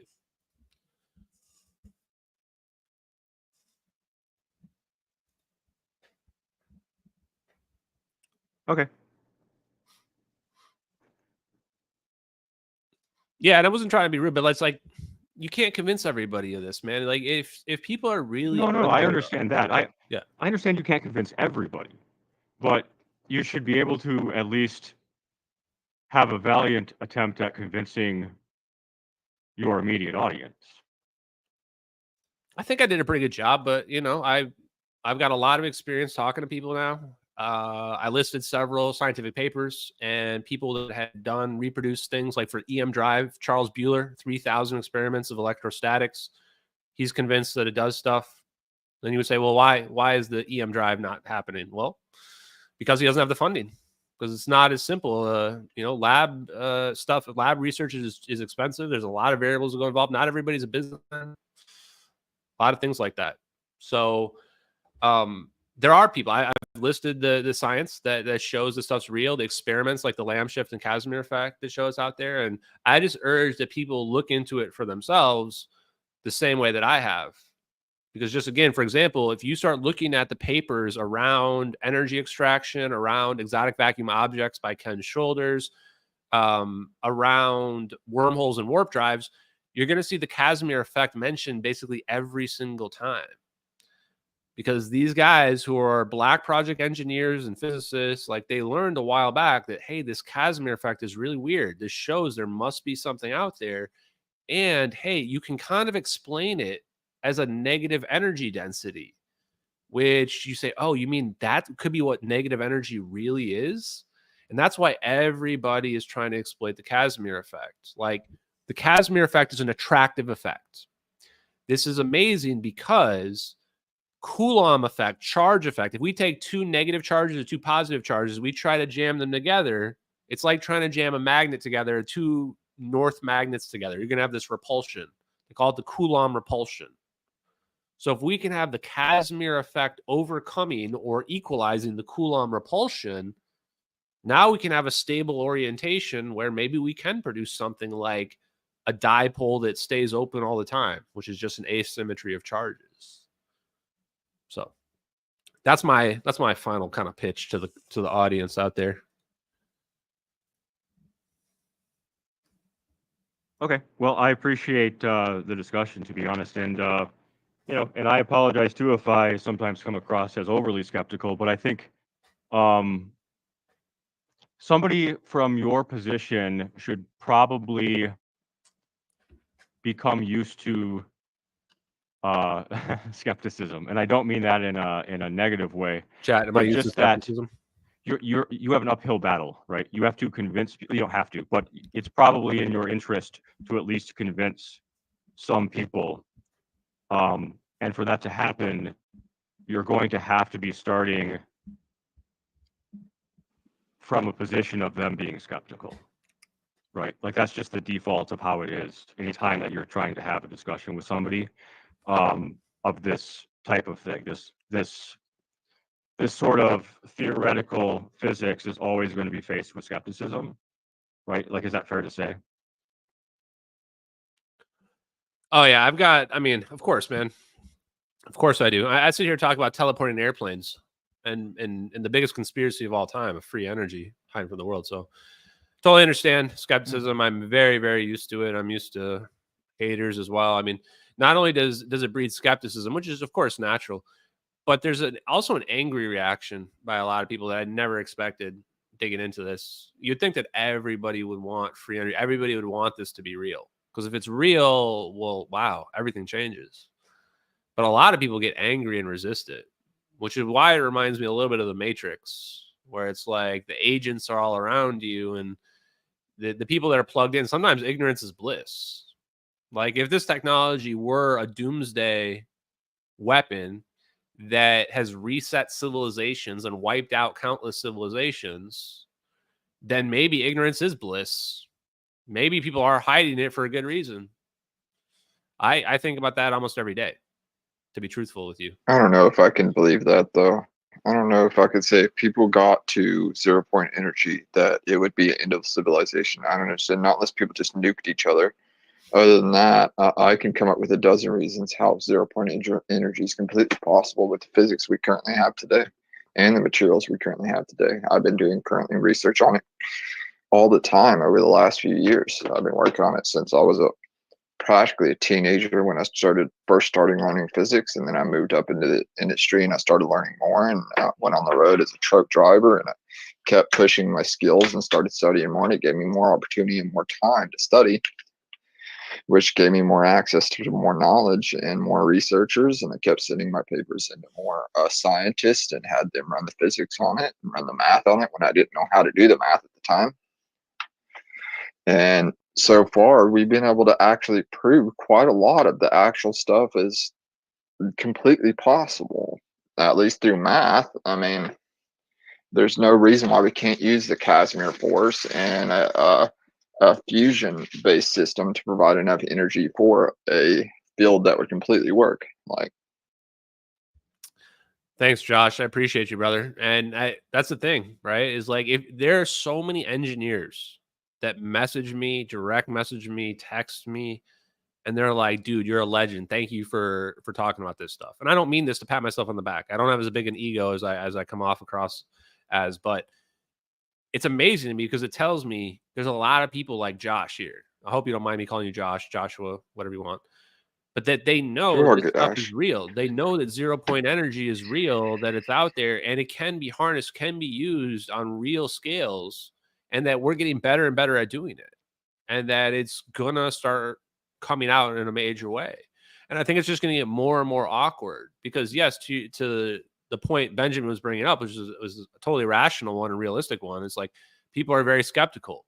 But at some point, the floodgate just breaks open, right? Like, what does it look like when we do admit that this is real? What does that world look like? Honestly, I don't really know. But for me, that's the one thing where I will humbly disagree with Josh on, is that I do think that it's nuclear weapons are dangerous, but generally countries have control over nuclear weapons. When we get to a point, and I'm holding my cell phone up here, where the nuclear weapon or the thing that's a million times more powerful than the nuclear weapon is now in my phone, the size of my phone, now the next religious fundamentalist group that gets formed or cult that gets formed is going to potentially be able to steal or have access to a weapon that can destroy the entire country in an object the size of our phone. That's what I think the people hiding this are really afraid of, is that the technology just keeps getting better, and then it just becomes a matter of time before the weapons become so efficient that someone's going to make something like, this sounds absurd, but it's not really, is a black hole weapon, like something that's going to make a black hole, the whole planet's going to get sucked in, we're all wiped out, end of civilization.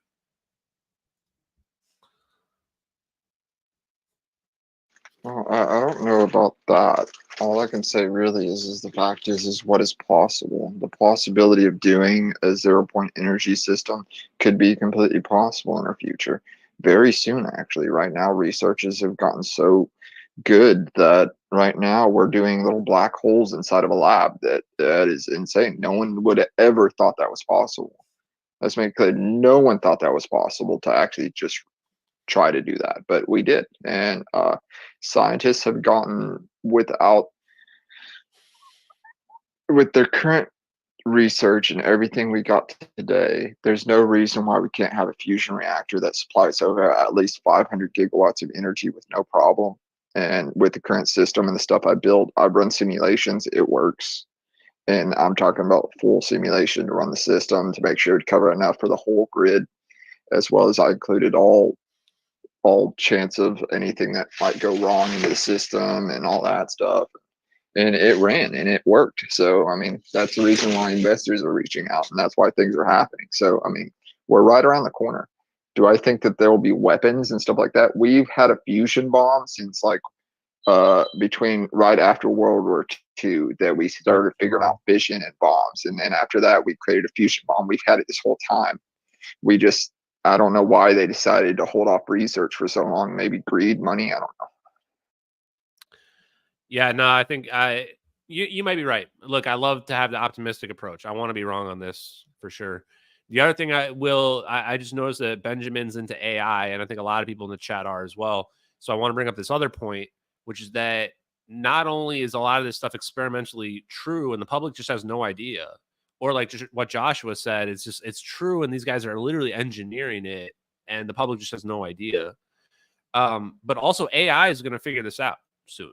AI is already amazing. I use AI for looking up a lot of AI these can only projects. figure out what is actually true. It cannot figure out that which is not physically possible. No, yeah, Simply you're throwing right. AI at a problem doesn't make a solution emerge out of the universe. It has to actually be existent.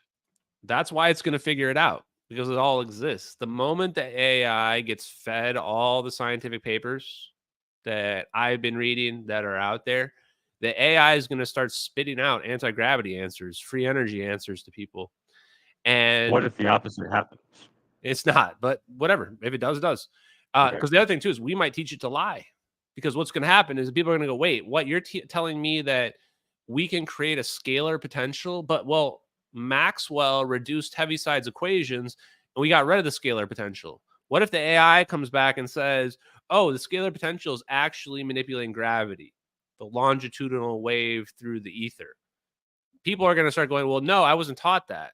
This is what I'm afraid of. This is why I'm an influencer. Because like when that happens, I want to make sure that people are like, no, don't go tell the AI to correct itself. Like the AI is trying to tell you that the scientific papers are already done. And once they're part of this model, and then once the AI actually starts to achieve AGI, advanced general intelligence, then the AI is going to start arguing back. Like, hey, this has already been shown. The Casimir effect and Lamb shift already prove it. And people like Joshua and these other scientists that are out there that aren't really known, if their data can start getting fed into an AI, it's going to figure this out. Like I'm giving it less than 5 or 10 years. And people are going to be wondering, why is the AI telling me cold fusion is possible? Why is the AI telling me that we should use a magnetic motor and produce a free energy device? Ash, I really think you're right. I really think you're right between AI and what's coming, because I currently feed my AI information constantly throughout all the physics I've learned and stuff like that. I've gone in, I fed my AI the information, and I went through and filled all in all the equations, went through, done everything. And about time I'd done that, I was able to even create the but I'm also not a coder, but also my wife is. So I was able to generate enough code so she could use it. And then she wrote her own stuff, and then she created a simulation system, and then she was able to run the simulation herself, and then we were able to see the simulation results. So it was quite amazing just to know that was even possible compared to like, here's the thing. It's like, I never thought today would be a day where if I wanted to know enough information, all I do is have to feed ChatGPT and just enough information where it understands the physics and understand, but it ain't like it's just you ask it how to make a nuclear reactor and it tells you how to make a nuclear reactor. You have to give it all the information as well as every part in the system. And sometimes you have to define what the parts do. I mean, you're not just going to magically get any type of LLM to do that for you. I've not been able to find one that can do it. I have to feed it with a lot of data. I mean, no, that's you had the same experience that happened to me, because I was a little bit skeptical about the AI figuring it out as well.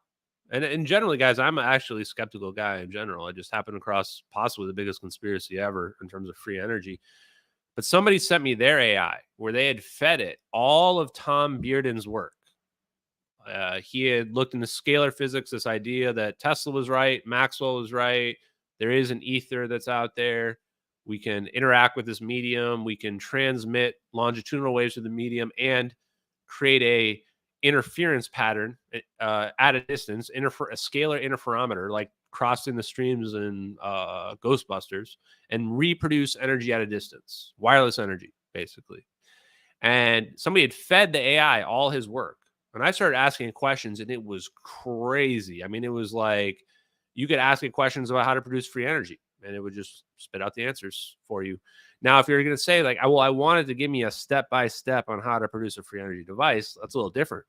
But if you wanted to tell you all the concepts and how to understand the concepts, it does a really, really good job. And that's why I gave the example earlier, is like, literally, once people feed these AIs all these scientific papers, like the same way where Twitter is, an open marketplace of ideas and not being censored, if we do that same thing and feed all the scientific papers to these AIs, they're going to start spitting out to you guys the answers to anti-gravity, the answers to free energy, cold fusion, literally.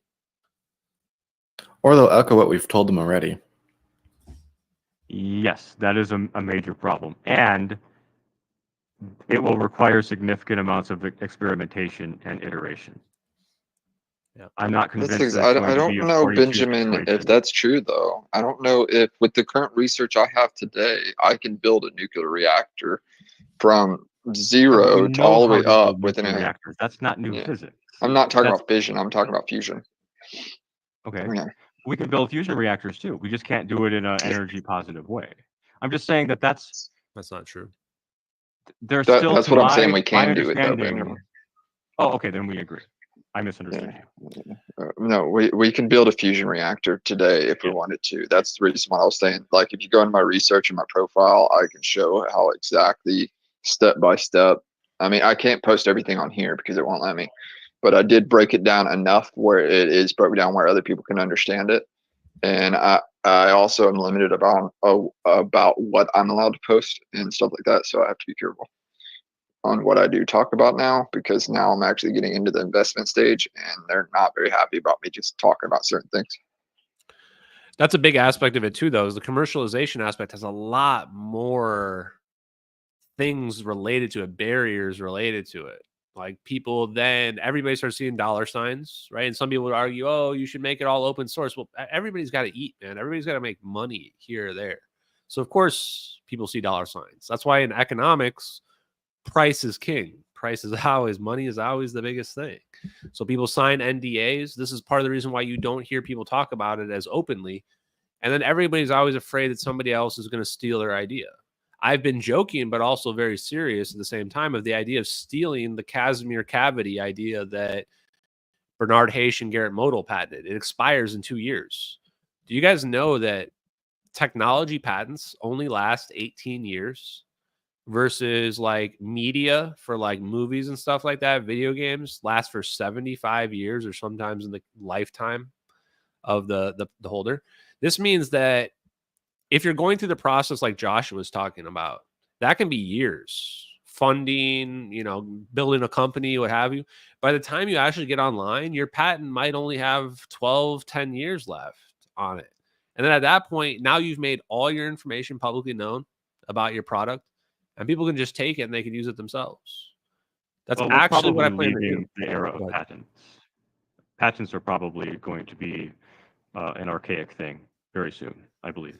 If you believe that AI is going to have the dramatic changes that you describe in terms of going so far as to having these emerging technologies, which are basically science fiction, come out of artificial intelligence, basically, then I don't think that patents have any. The way that we do patents currently is going to fade away very quickly. I really hope that's true, Benjamin, because right now the patent system and the amount of data theft that's going on right now, and how much people can just steal your information out from under you is like crazy, and it's like the biggest amount of theft in the world going on right now, and everyone turns their head and looks the other way. It's just insane. And We China's need stealing something. $600 billion worth of United States intellectual property every year, every single year. It's a big issue, especially if that technology is like magic, you know? And I resent the sci-fi interpretation. What I'm talking about is not based on science fiction whatsoever. What I'm talking Oh no, about I'm not is calling it real sci-fi. physics. I'm saying what we would consider previously to be considered sci-fi. But then again, not that long ago, an airplane was considered sci-fi. I'm just saying near future technology that we have not yet built. I got your point. I wasn't offended. I was just saying. But yeah, you're right. So it's, in fact, when the Wright brothers first figured out flight, they were recording themselves flying around, and people wouldn't even come report on it because they thought that the idea of flight was just some impossibility. When the telephone was first figured out, the guy, one of the first guys that was selling the telephone, or maybe the first guy that invented it, he actually, the story goes, and this was over 100 years ago, so who knows, but that he got thrown in jail because he was trying to sell the telephones like door to door, and people thought he was a scammer. They thought there's no way that voice could transmit through wires. They thought that that was just pseudoscience. So the point being, of course, that what seems like magic for some people ends up being just stuff that we accept to be real. The same way where I look at my cell phone right now and I can talk to people on this wirelessly, play music, interact on the internet. If you were to show people this cell phone 100 years ago, they might have burnt you at the stake as some kind of witch, you know? Absolutely. But I really think there should be some sort of safety system built for all the data that's coming through every device. We already got IPs assigned to us. We already got all our data being stored, and almost as if there's a filing system specifically for us. And there's no reason why all that data should not be assigned to that person and patented to that person. There's some system that I know we can build. I'm not really a coder, but I mean, I know a ton about physics and engineering, I guess, but maybe there's somebody that can come up with some sort of system that would allow that to be in, and then we can put it in the law and actually have it as a thing, because right now we have the largest amount of data theft in history. My stuff gets stolen from me all the time, and I see it show up, and I just don't say much about it because what's the point? Yeah, sorry that happens, man. I got to drop, guys. It's late. I got a flight in the morning, but Benjamin, Joshua, Adrian, Blythe, everybody else that got to chat today, thank you very much. And all the amazing people in the channel listening in. While I was a little bit contentious on saying that I'm not trying to convince people, at the end of the day, of course, I'm trying to get people to open their minds up to 0 point energy. So if you're a skeptic, if you're a believer, whatever you are, thank you very much for listening. Either way, I appreciate it. And just a quick shout out, check out my Hodge Twins podcast that should be dropping on Friday. Talk a lot about the science, talk about the basis for it, some of the evidence for it, etc. So thanks, guys. One of the things that I listen to, one of the things I listen to in regards to this is I just listen to everything, and I like to just be entertained by it more so.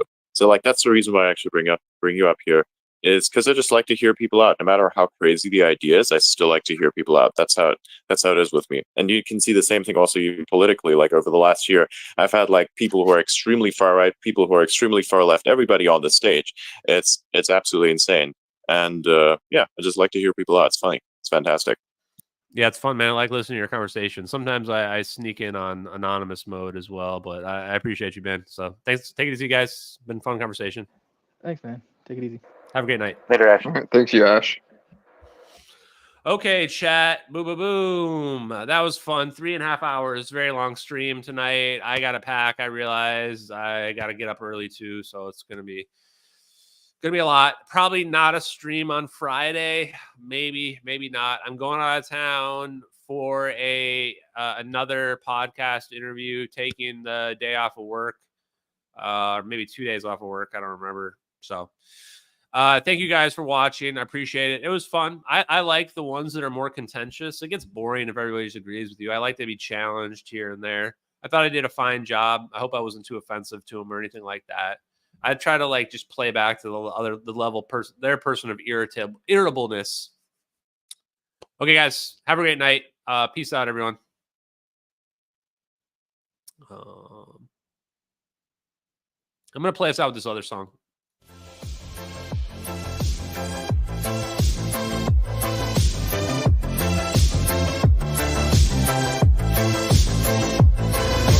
Infrared eyes, scanning the black, tracking the heat, never turning back. Control 22, a covert gaze. Control 33, in the cosmic maze. Controls in the mix, secrets untold. Silent watchers, brave and bold. In the shadows, they silently glide, protecting our interest, far and wide. As fears, sentinel of the night, watching over with infrared sight, alerting us to threats afar, guiding our defenses like a guiding star. In the silence of space, they keep their post, shields unseen yet feared the most. With precision and speed, they warn of danger, keeping us safe from the missile's anger. As beers, sentinel of the night, watching over with infrared sight, alerting us to threats afar, guiding our defenses like a guiding star. Controls in the mix, secrets untold, silent watchers, brave and bold. In the shadows, they silently glide, protecting our interest, far and wide. As fears, sentinel of the night, watching over with infrared sight, alerting us to threats afar, guiding our defenses like a guiding star. As fears, sentinel of the night, watching over with infrared sight, alerting